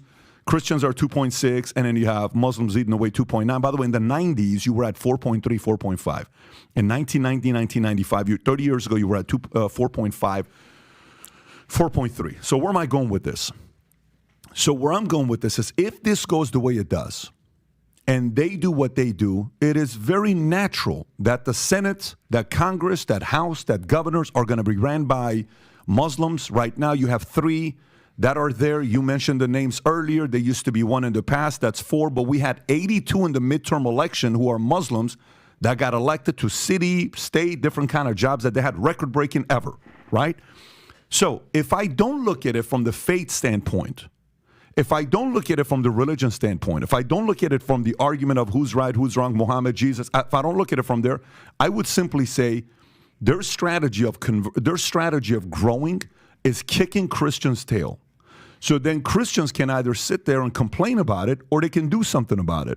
But Christians don't want to have that many kids. Christians are not having 4, 5, 6 kids. He has 5. You said you have 5 sons? 5 sons? Okay, he's got 5 sons. I don't know how many of you have 5 sons at this table. I got 2 and 2 girls. 5 sons is going to be the rest of us, right? If he's going to keep having these kids. So what is your solution as a Christian? And I'm purely talking business right now. The business of religion is what I'm talking right now. According to the business of religion, they're going to win. And there's nothing Christians can do about it. By the business, you can sit and argue the faith all you want. They're getting their people and their kids baptized because their job isn't recruiting Christians to become Muslims. They've only converted 20,000. That's not a lot. It's not a big number. But they're getting more kids, and they're raising their kids with the loyalty to the parents, and they're following that faith, and they're growing bigger, and we're not doing that. What are your thoughts to that? Well, if you're asking me what the solution is, obviously Christians have to recover a sense of their faith and a sense of what's at stake. Because what you're talking about will happen if this continues is that the United States will look like Egypt or Saudi Arabia or Iran. Those were not always the heart of the Islamic world. Those were conquered and Islamized. And the Christians were, like Rashid was saying, were made second class, made subject to all kinds of humiliating and discriminatory regulations, and had to pay a special tax that's specified in the Quran, chapter 9, verse 29. And they ultimately, most of them in those areas, and in North Africa, other areas like that, many of them thought, why am I suffering this and having to live in this way? All I have to do is convert to Islam and I can live a decent life. And most of them did. And so you have areas that were 99% Christian, and now they're 99% Muslim. And so people don't realize. They think, they look at Egypt and they say, well, that's the Islamic world. They don't realize that these things are always in flux, and that exactly what happened there is beginning to happen in the West. And so I think that if Christians were to come to realize what's at stake, which would be extraordinarily difficult given the amount of propaganda and falsehood that's spread about these issues in the mainstream, then they might begin to realize that they need to take What's the solution, though? What's the next steps? What is the solution from your standpoint? They have to have larger families, certainly, and have to meet the dawah, the proselytizing initiatives, and be able to answer all the objections, to show the inhumane aspects of Christians Islam. are not that united. These guys are united. Exactly. So Christians are competing against each other. Muslims are more united. No, I disagree to that. We have Shia, we have Sunni. They are fighting each other. They're killing each other. Fair enough, yes. And so they are not really united. And if you go to Salafis, they will make the Sufis as mushriks. But would you agree that Sunnis and Shias are united at least in the values? No, not necessarily, because the cousin, or that's the history part where who got the passed down. I'm talking purely values and philosophies. You know what? Muslims will claim we are 1.7, and when you ask them details, they will be Ahmadis are not Muslims, Shia are not Muslims, and you will find just the guy in his mosque at the end instead of 1.7. I lived that. When you really scrutinize them, you will find just the guy in his mosque. They are the ones. Actually, Muhammad said his people will divide to 73 groups. And one of them only go to heaven. So 72 of them, they're just like kuffar. They are not really Muslims. So let's go back to that. Replacement rate, for example, in some countries like Iran is below. It's below 2.1. In Turkey, it's below 2.1. In others, they are below that. So there is a huge drop. For example, in Morocco, I think it was like 6.9, and now it's like 2.8 or 2.7. So next generation will be below replacement rate. So they will suffer also from. You believe that? So you believe their numbers is going to go below the Christian replacement? I would believe they will drop because we have so many challenges, economy, so many other things. And another thing, they don't count how many people are leaving Islam.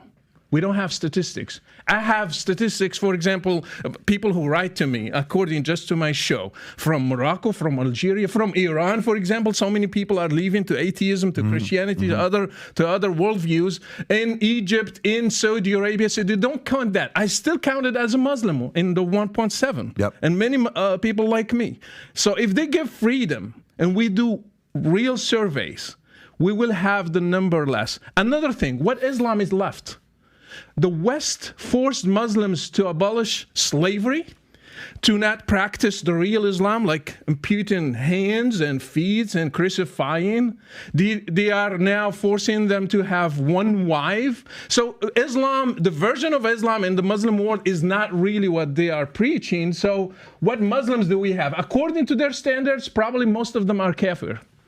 And not only that, it's because of the death penalty for apostasy that this is unreported. But also there was a survey, and people did answer the anonymous survey recently in Iran. Only 40% of the population identified as Muslim. Now that's extraordinary, and it shows how inhumane Sharia Islamic law is. Who ran that poll? Who? I don't remember who ran it, but it's easy to find. We can look it up Rob, here. can you look it up? 1979 to now, we've had Islamic law in Iran, and now 60% of Iranians have rejected Islam. That's because they've lived it since 1979, and they realize how much they don't like it. Yeah, I just want to comment because they're talking a lot about the supposed disunity amongst Muslims as if you don't have that in Christianity, right? Oh, yeah, you do. You do, right? So, Rashid, I know that Robert here is Eastern Orthodox. He used to be Catholic. What denomination or sect of Christianity do you belong to?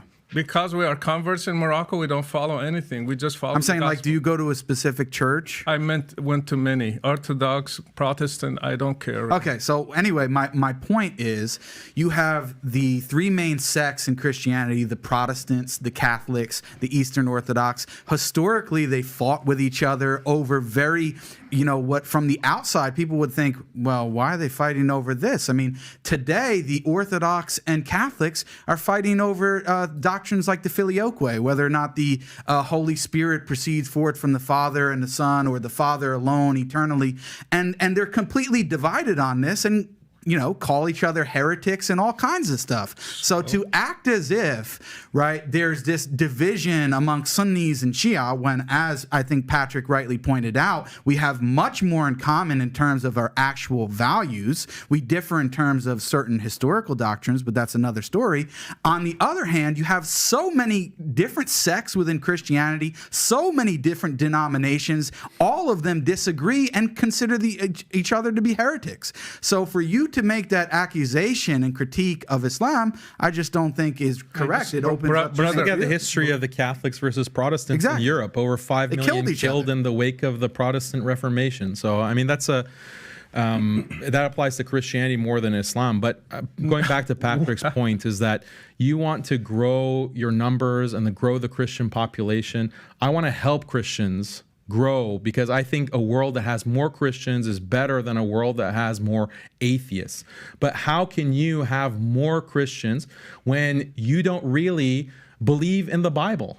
We have the seeds of the destruction of Christianity right in this podcast, because when you look at the way that Robert and Rashid describe the Bible, they describe it as a book of fables, and it can continue to evolve. I didn't say that. This is going to cause apostasy. This is going to cause a decrease in faith. Like, why should I take Christianity seriously when it just evolves and it changes over time? I can't connect my practices and my beliefs as a Christian today with the historical Jesus. So why am I going to maintain myself as a Christian? And then also the whole theology, which we haven't discussed at all today. Like, the 95%. Monotheism is 80 to 90% of the world believes in monotheism, in one God.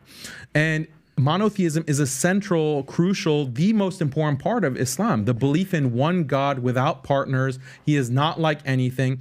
This is a very powerful belief that 80 to 90% of human beings profess in this day and age. And Islam represents that in its theology and emphasizes that in its theology. But if you have a Trinity, or you have a theology that is not really clear, is Jesus God? Is there a Godhead? Is there this other system? Do we go by the Catholics, or do we go by the Orthodox? Do we go by the Protestants?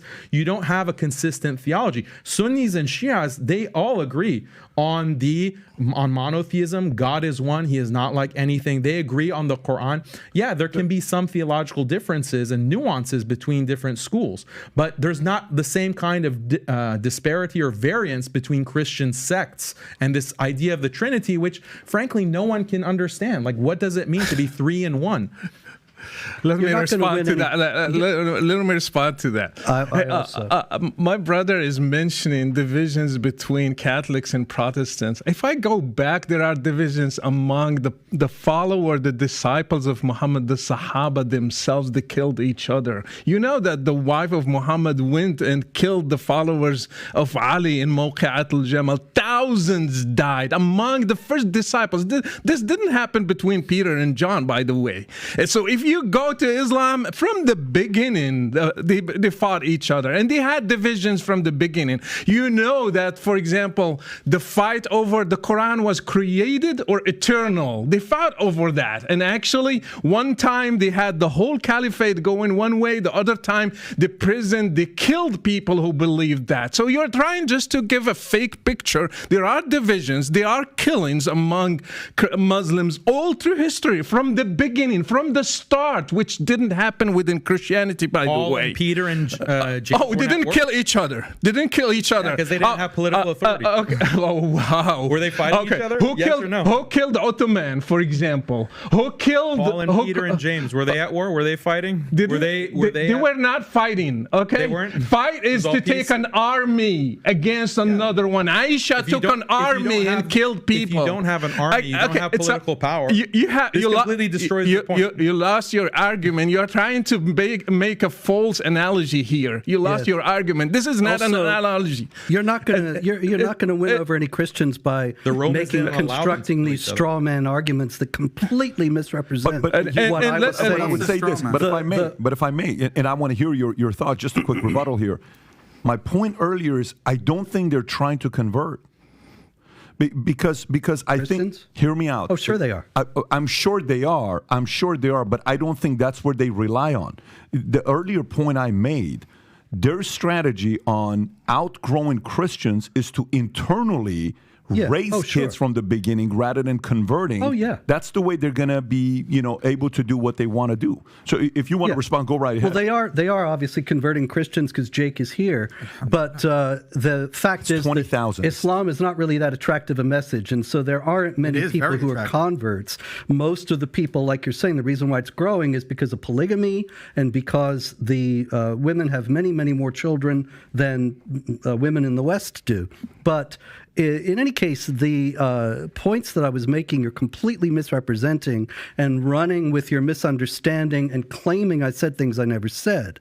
The point that I was making was that the Old Testament and the New Testament, as I said before, are records of an evolving understanding among the people of God.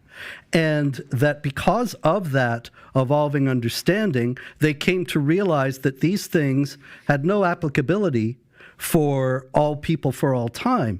The idea that the Old Testament is not applicable for Christians is in the New Testament itself. That's actually a large preoccupation of the New Testament, that they are free, the Christians are free from the law.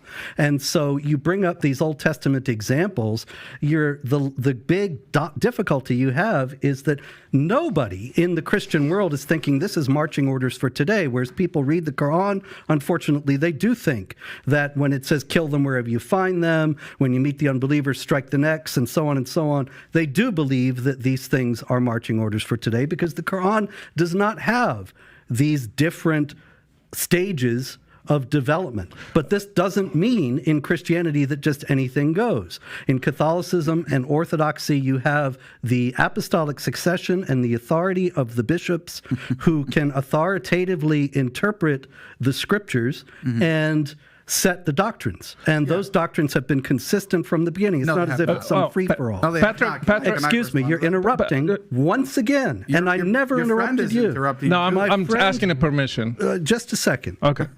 And in Protestantism, you also have the at least ostensibly, a fidelity to the scriptures, so that you can't just say anything goes and we're going to become LGBTQ now legitimately. Now, there are people who are doing this, and they are mostly in the Protestant purview because they don't have this authority that establishes various understandings of whether homosexuality is sinful or not, and so on, and so they can reinterpret these things, and that is a big problem. Nobody is interested in hiding any problems, but when you set up these straw man arguments and say, oh, Spencer said the Bible's fables and anything goes, you're just lying. I never said that. Okay. Oh, you did actually. I have a comment about statistics. Pew Research Center say Islam gains about as many converts as it loses in the U.S. So 0 at the end. So even the 20,000, you can just cancel them. Another thing, Elias Bayunis, he said that 75% of new Muslim converts, they leave Islam after that. So not many, 75% is a huge number. They go back because they find, usually they are fascinated with Middle Eastern, non-white religion. And yeah, it's fascinating. Our brother is wearing even the Moroccan jalaba. He likes it. You like it, right? Yeah, it's not Muslim, by the way, it's Berber. So you just think, because they're fascinated with these things and they think that's Islam, when they start digging in, oh, I didn't agree to killing apostates. I didn't know that Muhammad ordered that. Well, Andrew Tate. Andrew Tate specifically cited that Muslims stand for their principles. That's why he converted, right? Andrew Tate. I'm glad he converted to Islam, so take him. I want to say something about Muslims converting to Islam. Then you find out little by little things that you didn't agree at the beginning. Every product comes with a warranty, except Islam doesn't come with a warranty. If you don't like it, your head is going to go. So that's why it's not an appealing religion, and people would start rejecting it after they find in these little details inside. I want to give them an opportunity to respond, and then we can go to the next issue. Yeah, I'd like to respond because Robert brought up apostolic succession and claims that these doctrines have been held, since the beginning of Jesus. Jesus proclaimed his message to the apostles, and they passed it on to early church fathers, and then all the way down the line, and it's been this consistent message throughout. But on very core doctrines, which Daniel and I would actually like to spend more time on what he called the 95%, which is actually monotheism. Unfortunately, we believe that Christians, Trinitarian Christians, are representing a veiled form of polytheism. And you claim that this was the consistent message over time. Well, let's see what Justin Martyr, your own saint, says. And he's in the beginning of the 2nd century. He was born in the year 100. In his famous dialogue with Trypho, chapter 56, he says this. Let's see if his theology is the same as yours, Robert. I shall attempt to persuade you, since you have understood the scriptures, of the truth of what I say, that there is, and that there is said to be, another God, and Lord, subject to the maker of all things, who is also called an angel, because he announces to men whatsoever the maker of all things, above whom there is no other God, wishes to announce them. So Justin Martyr says that Jesus is a second God, is another God, separate and distinct, and he is a lesser divinity. Now, John Baer, who I'm sure you would know is a famous Eastern Orthodox authority today, he comments on this passage and he says this: as it is not God himself who thus appeared and spoke with man, the word of God who did all of these things, for Justin, quote, another God and Lord besides the maker of all, who is also called his angel, as he brings messages from the maker of all, above whom there is no other God. Then he says about this passage, the divinity of Jesus Christ, another God, is no longer that of the Father himself, but subordinate to it a lesser divinity. Now, that's just one example. Justin Martyr, who you would consider a saint, you may even pray to, as the Eastern Orthodox pray to dead saints, but the reality is that your theology, according to you, on the Trinity is actually more correct than the person that you're praying to. And I can go through a whole more list of on key doctrines, like the doctrine of the incarnation, the atonement, and the Trinity itself, that the early church authorities like Justin Martyr, Irenaeus, Tertullian, and on up until the 4th century never preached the doctrine of the Trinity, sir. So when you make the claim that your message has been consistent without, what we see in the very beginnings on the fundamental point of who God is, you did not have the same doctrine. It took to get to the 4th century, and that's why Christianity, because at its very beginning was very comfortable with development. Oh, who is God? Is a man God? Is he God and man at the same time? So if you can have those sorts of developments, of course you can have developments about how laws are applied and whether or not we should be celebrating LGBTQ and all of that. That's your history, sir. Not at all. Actually, no. The difference is that when it comes to LGBTQ, it's very clear that homosexuality is immoral, and that this is the consistent teaching of all the Christian groups up until quite recently. And so the ones that have changed that have departed from the faith. And you cannot have a development that contradicts what went before. The developments happen harmoniously. At the beginning of the church, there was a great deal of difficulty in understanding exactly how it was that God had become man. And so you have people trying to formulate it. And Justin Martyr tries to formulate it, and he does so erroneously. You have some assumption, probably coming from Islam, that the saints are infallible, and actually that's not the case. And so you want to quote me fathers of the church from before Nicaea all you want. The fact is that the Trinity was formulated at the Council of Nicaea in 325, and there isn't anything that was taught by the authorities in the church. Justin Martyr was a great saint, but he was not one who was formulating the doctrine and charged with the responsibility to give us what the teaching of the Christian faith is. The Ecumenical Council had that authority, and they formulated it in this way. Now, does this mean that Justin Martyr is a heretic? No, because he comes before that. This is wrong? No, because he was wrong. Yeah, absolutely. So when he said he's another God, he was wrong. There's only one God. Right. We are actually monotheists. I know that Islam teaches that everybody else is a polytheist. I think you are. Well, we're not.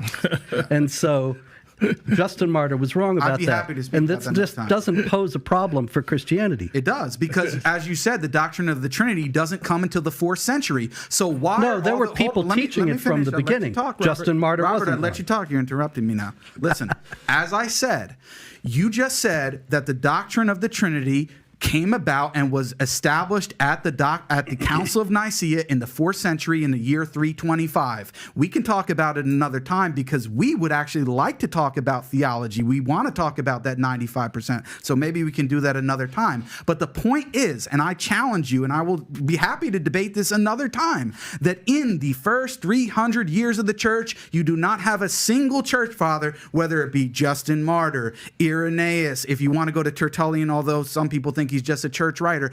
Down through the line up until the 4th century, they did not teach the doctrine of the Trinity, and I will defend that position anytime, any place. Okay, because sure, there were plenty of church fathers Give me one. who taught the Trinity. Ignatius of Antioch. There were plenty of church fathers who taught the Trinity before Nicaea. It didn't spring out of nowhere. Basil the Great writes about it quite extensively, and so it's you acting like it was. Basil was when? Some people made what it up. year was Basil? Well, he comes after the definition, but I'm saying that So he he's explains. after, so what's the right. point? So you We're think talking that about before. he's one of the great saints, and he's revered as also one who is explaining and formulating the doctrine of the Trinity. Yeah, exactly. Then I'd like to transition to the next story. Yeah, we're We can getting do in this the another weeds time. here, We are. but That's this is what a lot I didn't of want to do. That's why I said we went through that part at the beginning. We have a few different things to go through. So Dylan Mulvaney, okay, transgender, Bud Light, he comes out, he's going viral. He cost Bud Light, Anheuser-Busch, I don't know, $29, $30 billion. It's a lot of money it cost him, right? If Dylan Mulvaney today has a change of heart, okay, goes to sleep, cannot sleep all night, is praying, boom, he wants to find God. Would the religion of Christianity or Muslim welcome Dylan to convert to become a Muslim or a Christian? Would Muslim welcome Dylan Mulvaney? Yeah, if he accepts that he cannot be other than his biological sex, that would be acceptable. Like when you become Muslim, it just requires saying the testification of faith. There is no God but God. There is no God but Allah, and Muhammad is his final messenger. Then you become Muslim, and that wipes away everything that you've done previously. You start with a completely clean slate. So everyone is welcome to become Muslim, and we invite everyone. So even a Dylan Mulvaney could be a Muslim. Yeah. On your end, Dylan Mulvaney lived a different kind of a life, wants to become a Christian, change his life. What position does the Christian faith take? Welcome. yeah, anybody can repent and become a Christian. Actually, Christianity is for sinners, people who admit their sins and want to follow Jesus so he can live a better life and has his life changed. And that's what happened to me and happens to millions. Well, in case he's watching, you have two choices now, Dylan. Which direction you want to go, okay? But I wanted agree. to clarify that for him. I agree with Daniel. Yeah. He needs to admit he's a guy. Great. And I'm sure if he's going to go through that, he'll do it. Next question for you. Enemy. Who is the enemy of Christians and who is the enemy of Muslims? Who is the enemy of Christian faith? Well, the classic answer is by St. Paul that we're not fighting against earthly powers, but against spiritual powers.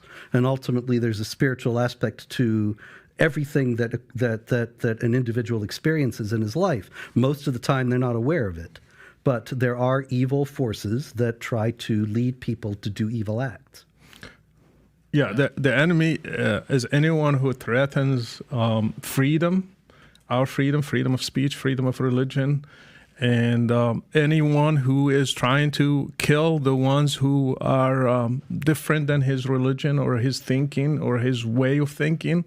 So any worldview that will threaten my freedom, my way of life, my way of changing, choose today to be a Christian, tomorrow a Jew, tomorrow an atheist, anything that will threaten that my choices and will force me just to follow one way, I will consider it an enemy.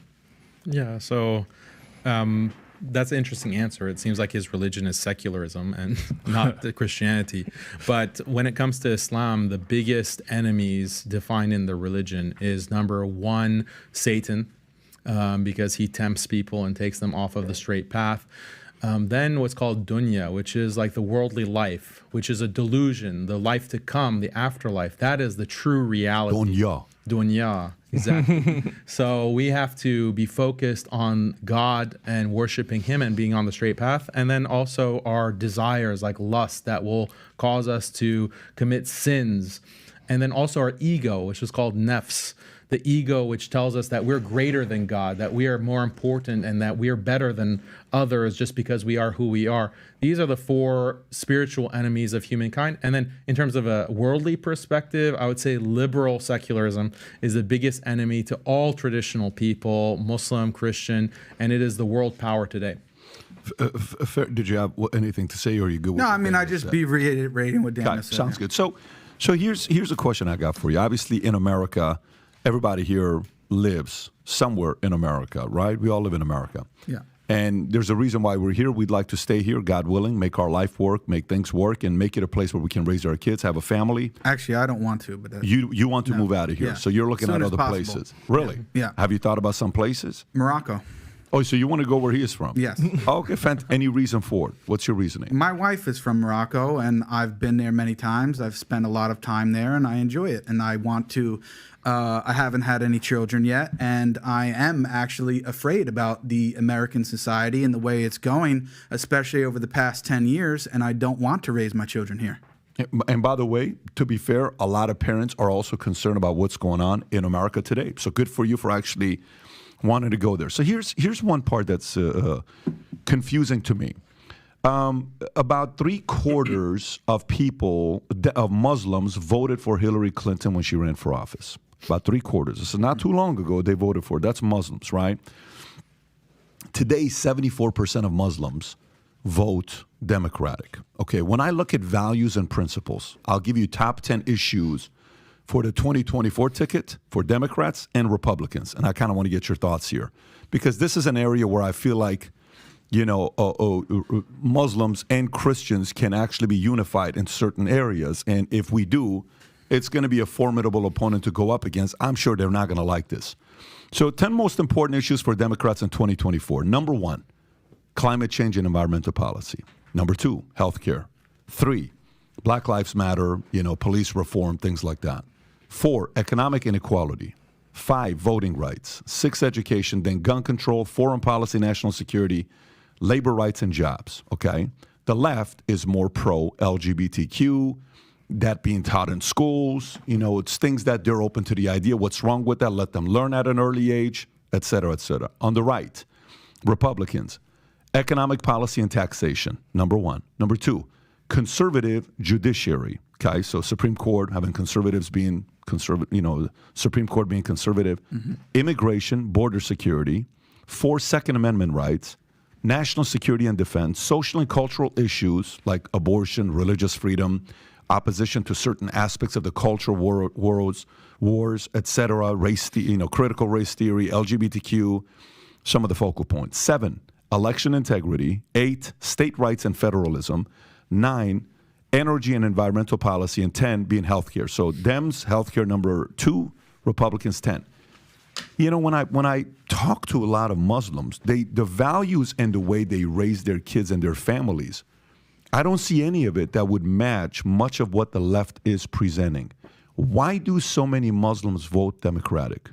Well, it happened after Bush. It happened after Bush basically pushed through this Patriot Act, which criminalized so many Muslims just for their beliefs.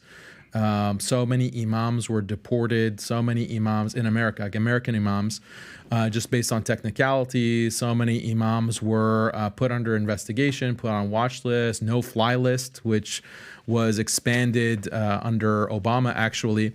And so that kind of attack on the Muslim community by the Republicans really traumatized a lot of the Muslim community. And I, for many years, have been telling Muslims that, look, we shouldn't just reflexively align with the progressive left, because their tolerance and their acceptance of Muslims is only skin deep. When you actually look at the policies and the foreign policy of the Democrats, like Hillary of all people, like Obama, they also have some very anti-Muslim policies, both domestically and internationally.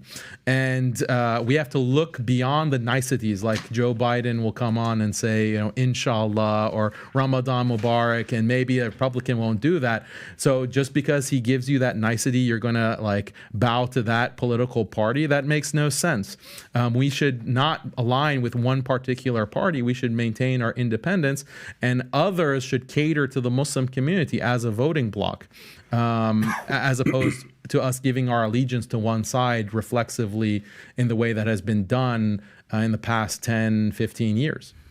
Got it. What would you say, Jake? No, I would just reiterate the same thing so we can give them a chance. Robert, what are your thoughts on this one here? Because to me, I look at the history and I have the conversations, and I'm always, surprised on what value from the left. I know there's a part of it's like, well, the right is more pro-Israel than the left is sometimes. the right is too much defensive of that and the left is a little bit more open to the idea. But what would you say? Well, Israel does have something to do with it. And it is also a lot, actually, what Daniel said, some of it was actually true, that the policies of the Bush administration and some of the things that still linger were so incredibly wrongheaded, and Muslims were quite resentful, in some cases with immense justification. At the same time also, and I think this is the heart of the matter, the left is sold out to the idea of racism and is obsessed with the idea of racism. Islamic groups in the United States, particularly after 9/11, but before that also, like the Council on American Islamic Relations, Muslim Public Affairs Council, and others, they very skillfully have portrayed any criticism of Islam, even opposition to jihad violence and Sharia oppression of women and others, as racism and bigotry.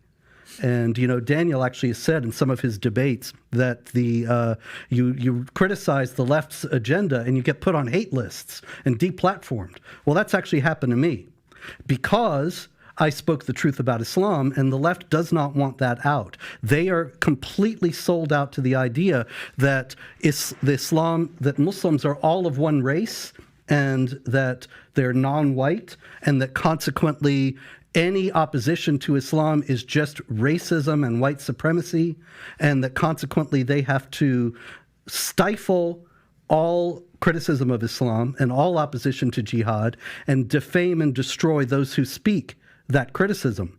And so the Islamic groups love that because Sharia actually criminalizes criticism of Islam and it carries the death penalty. But your so work they is work racist, into though. Your work is racist. That's a lot of hooey. Your site calls for investigation of me. Like his site, he is called to investigate me. Yeah. Well, yeah. do you read your you own do site? call for the death penalty for apostasy and so on. He has 4 articles on his site dedicated just to me that I need to be investigated because I don't agree with LGBT. May I respond? On his site. The thing about Robert Spencer, and I'm glad that he brought up this issue of racism, he is a racist. Like his site, anytime a Muslim anywhere or any Middle Easterner, doesn't have to be a jihadi or doesn't have to be a Muslim even, commits a crime, he puts it on his site and says, oh, jihadi, Islamic terror. And he creates this fear-mongering against immigrants.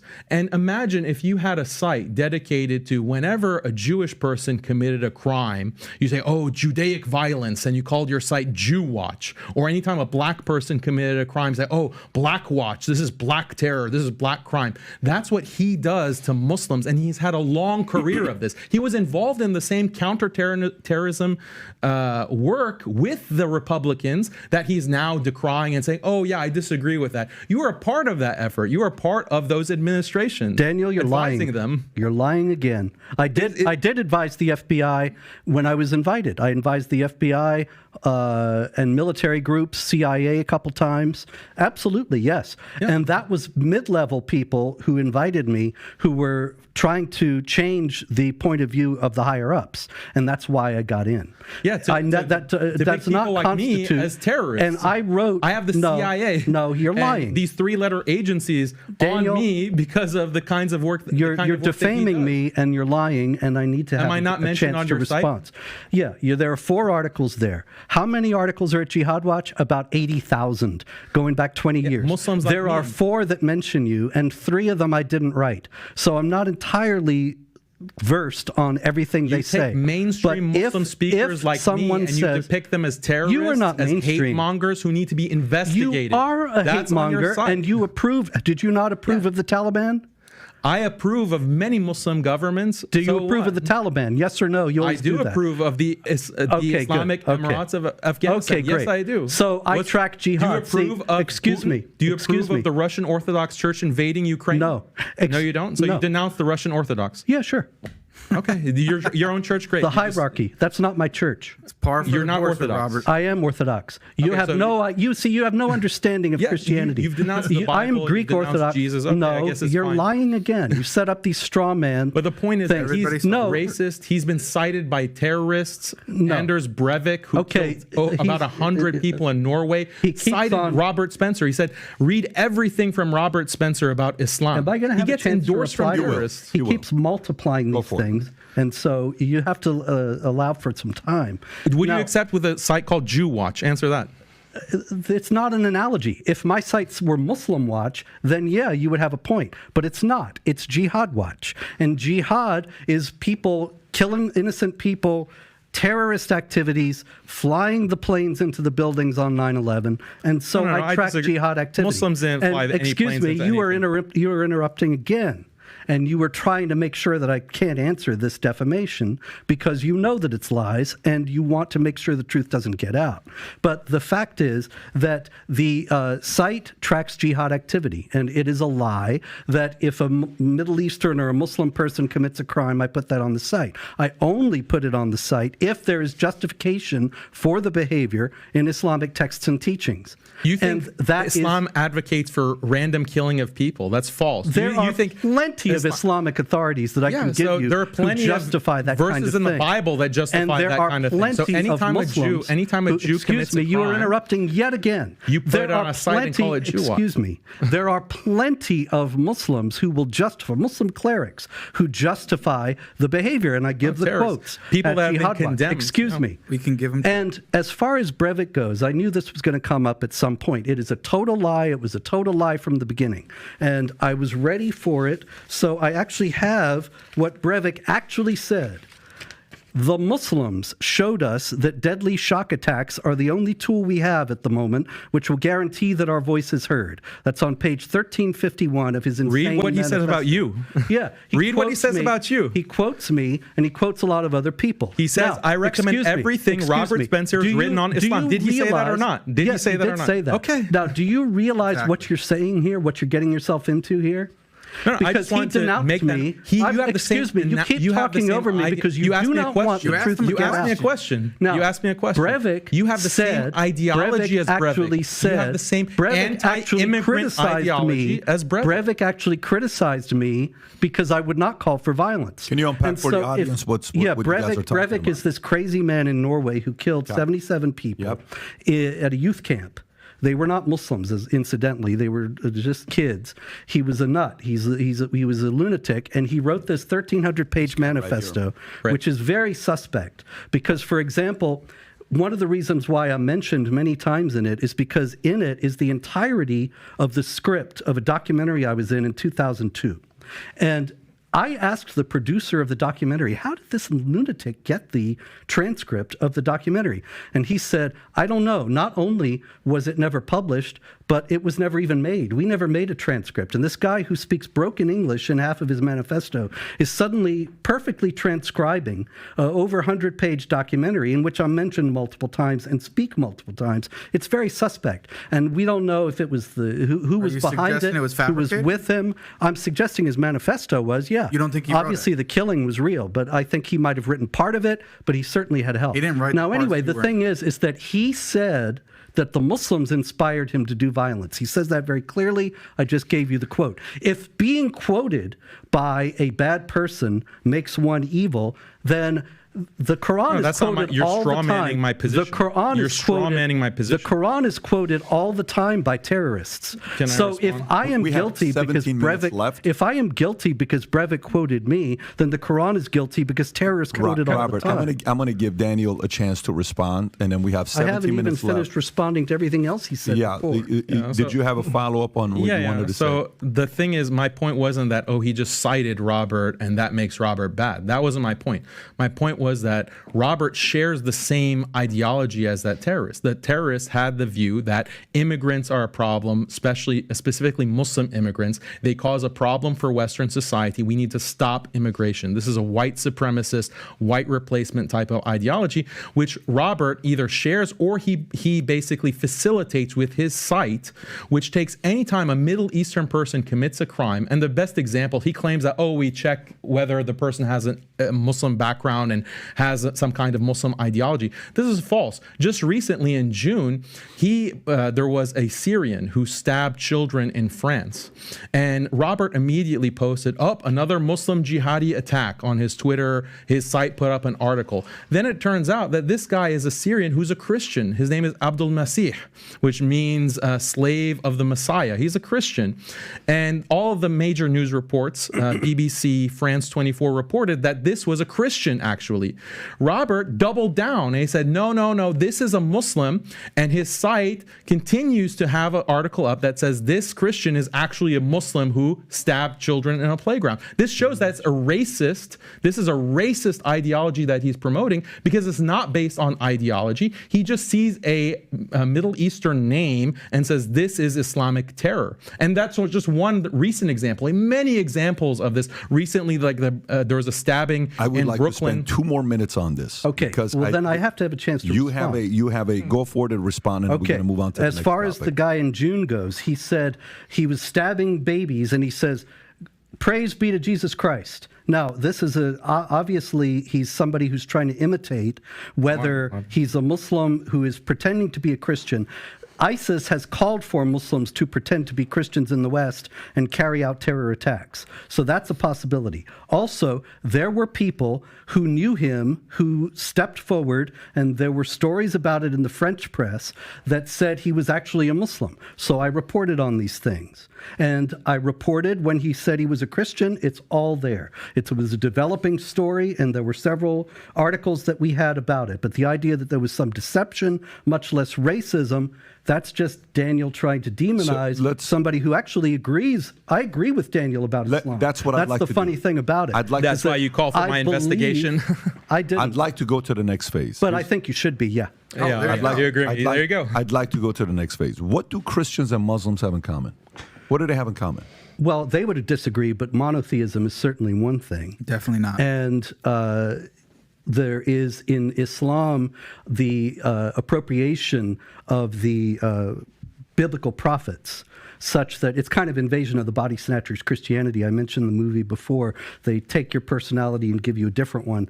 And so you have Abraham, you have Moses, you have Jesus in the Quran, but they're completely different figures from what they are in the Bible. Robert, what do Christians, Muslims, and Jews have in common in America? What values and principles do Muslims, Christians, and Jews have in common in America? Yeah, there's a general, probably in some aspects of sexual morality, with the exception of polygamy and sex slavery of infidel women and some other things like that, wife beating. But otherwise, you have the idea of the value of marriage. That's something certainly that they have in common. What would you say? What do Christian, Jews, and Muslims have in common? Values and principles in America. Yeah, we have shared values with actual traditional Christians. When it comes to Reform Christians, they're basically like Reza Aslan, Christian versions of Reza Aslan. Can you even call them Christians? With traditional Christians that actually care about the Bible and just don't call it a book of fables, we have values in marriage, preserving marriage, preserving chastity, modesty, opposing sexual immorality, preserving gender. The concept of gender is so important. That's a shared value with traditional Christians and traditional Muslims. The importance of the family, respecting parents, respecting, raising children the right way, raising children to respect these values of morality, communities coming together. These are all shared values. They're traditional values. Do you think...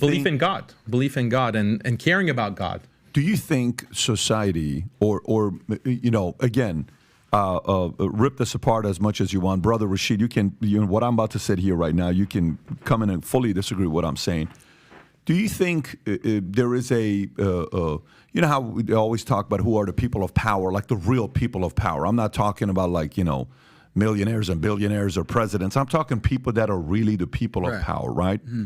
Do you think they would like to keep Christians, Muslims, and Jews, specifically Christians and Muslims, divided, pinned against each other, with the fears of them potentially being united? Or no, that's a religious division, that there will never be a element of a unification amongst Christians and Muslims against a common enemy? I mean, as somebody who studied Islam, Islam puts Christians and Jews as the first enemies from it started. A little closer to the mic. Muhammad's enemies, they were Jews and Christians. He never mentioned Buddhists or Hindus or any other religion. He mentioned basically Christians and Jews. So that Muslims inherited that enmity from Muhammad until today. If you ask them who is the enemy, they will be the West. If you go to Morocco, for example, do statistics, it will be the West, especially America and Israel, because they represent Christians and Jews. So when the Quran says do not take Jews and Christians as friends, do you think what happened to Jews and Christians through history was just random or was based on doctrine? When the Quran says like you have to fight the Christians and Jews until they submit and they give the jizya, do you think that enmity started back then in the 7th century, or it just somebody caused it today? The enmity is inherited in the text. In the Umar ibn al-Khattab, he kicked the Jews and Christians from the Arabic Peninsula, and Muhammad said, I will kick out Christians and Jews until only Muslims are kept in the Arabic Peninsula. When he was dying in his deathbed, he said, "Cursed be on Jews and Christians because they took the graves of their prophets as shrines." So all these things are embedded in Islam. Actually, my book, the ideology behind Islamic terrorism, the first chapter is in the beginning, it was hatred. So the beginning, the root of terrorism is hating who are not Muslims, especially Jews and Christians. There is a huge hatred. Actually, in the Sunnah, hating the non-Muslims is a must, is a part of faith. Al-wala wal-bara, they have a doctrine called al-wala wal-bara. You have to take only believers as your close friends and close allies, and you have to hate disbelievers. So this is inherited. If somebody want to follow Islam by the letter, he should take Christians and Jews as enemies. Look, I'll answer your question. The powers that be, do they want to divide Christians and Muslims? Yes, absolutely. The powers that be started this war on terror, and they started this attack on all religion and tradition. They started with Muslims, and they created this counter-extremism policy. If you have certain beliefs as a Muslim, you believe that we should follow the Quran as it was revealed, follow the Prophet Muhammad, peace be upon him, then you are an extremist, and we have the right to surveil you and detain you, etc. Now they've moved that from Muslims to Christians. Now Christians are coming under fire. All the tactics that were used against Muslims are now being used against Christians. Christians are being watched by the FBI. You go to protests like Drag Queen Story Hour at the public library or at the school board, you're on a watch list by the FBI. So these were tactics that are used by Muslims. Now they're being used against traditional Christians. And Robert Spencer was a part of that whole apparatus. So yes, the powers that be do want to divide Muslims and Christians because that way they can have an easier time. Most people are attracted to traditional religion. Most people hate feminism. Most people hate LGBT. Most people hate these new isms, these ideologies, and they want to stick to their traditions and values. How do the powers that be want to conquer those religions and values? Divide and conquer. So that definitely, I'm on the same page with you on that. Yeah, I only asked the question because, you know, when I started our own insurance company, this is the thing I can use, is because we attracted people from all walks of life. Mm-hmm. It didn't matter who it was, Black, Hispanics, Asians, Christians, Scientologists, atheists, Catholics, Hispanics, Catholics. And we figured out the way to find things that we had in common. We have disagreements. I disagree. I just had a very nice, friendly debate with one of our top guys who's a Muslim, and we had a religious debate, we had a political debate, but then we found a bunch of things we agree with, right? What they valued, what we value. Right. I don't think, eventually and I know I'm going to use this analogy because we talked about the mob earlier, and you were talking about what happens when you leave the mob, and you're talking about what happens when you leave the Muslim faith. Eventually in New York, the 5 mob families came together and they unified together, right? And I'm not using that analogy to say the similar things here, but I wonder what would happen if we realize that what they're trying to do to our kids, none of us agree with.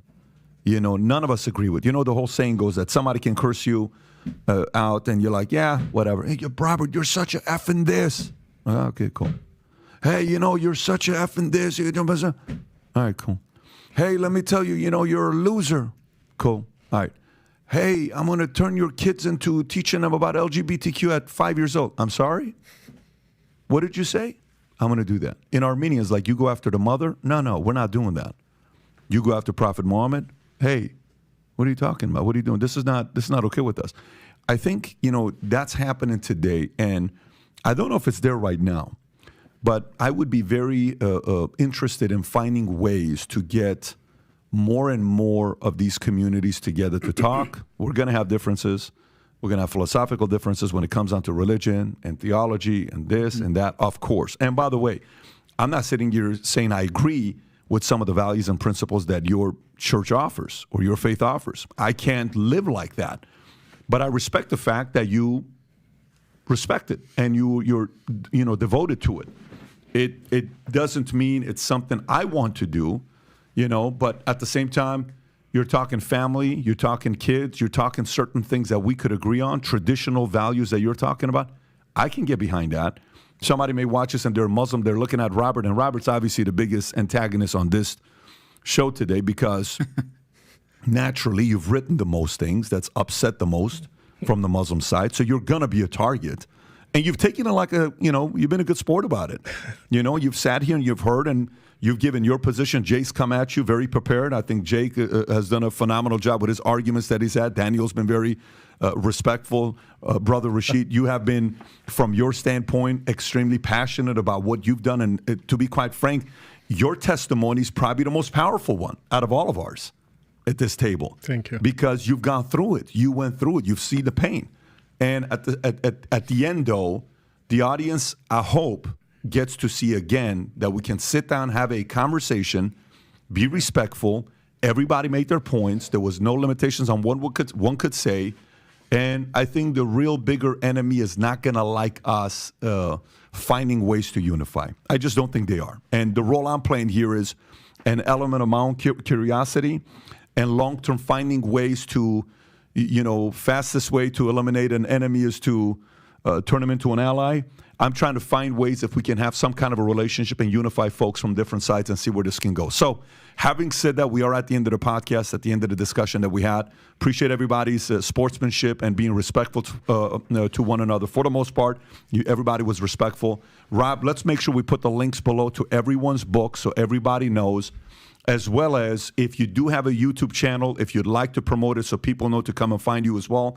You do have one. If you don't mind sharing yours, everybody, if you can do that, and then we'll wrap it up. Go for it. My YouTube channel is The Muslim Metaphysician. So if you just typed it in on YouTube or any social media platform, Twitter and whatever else, you should be able to find it there.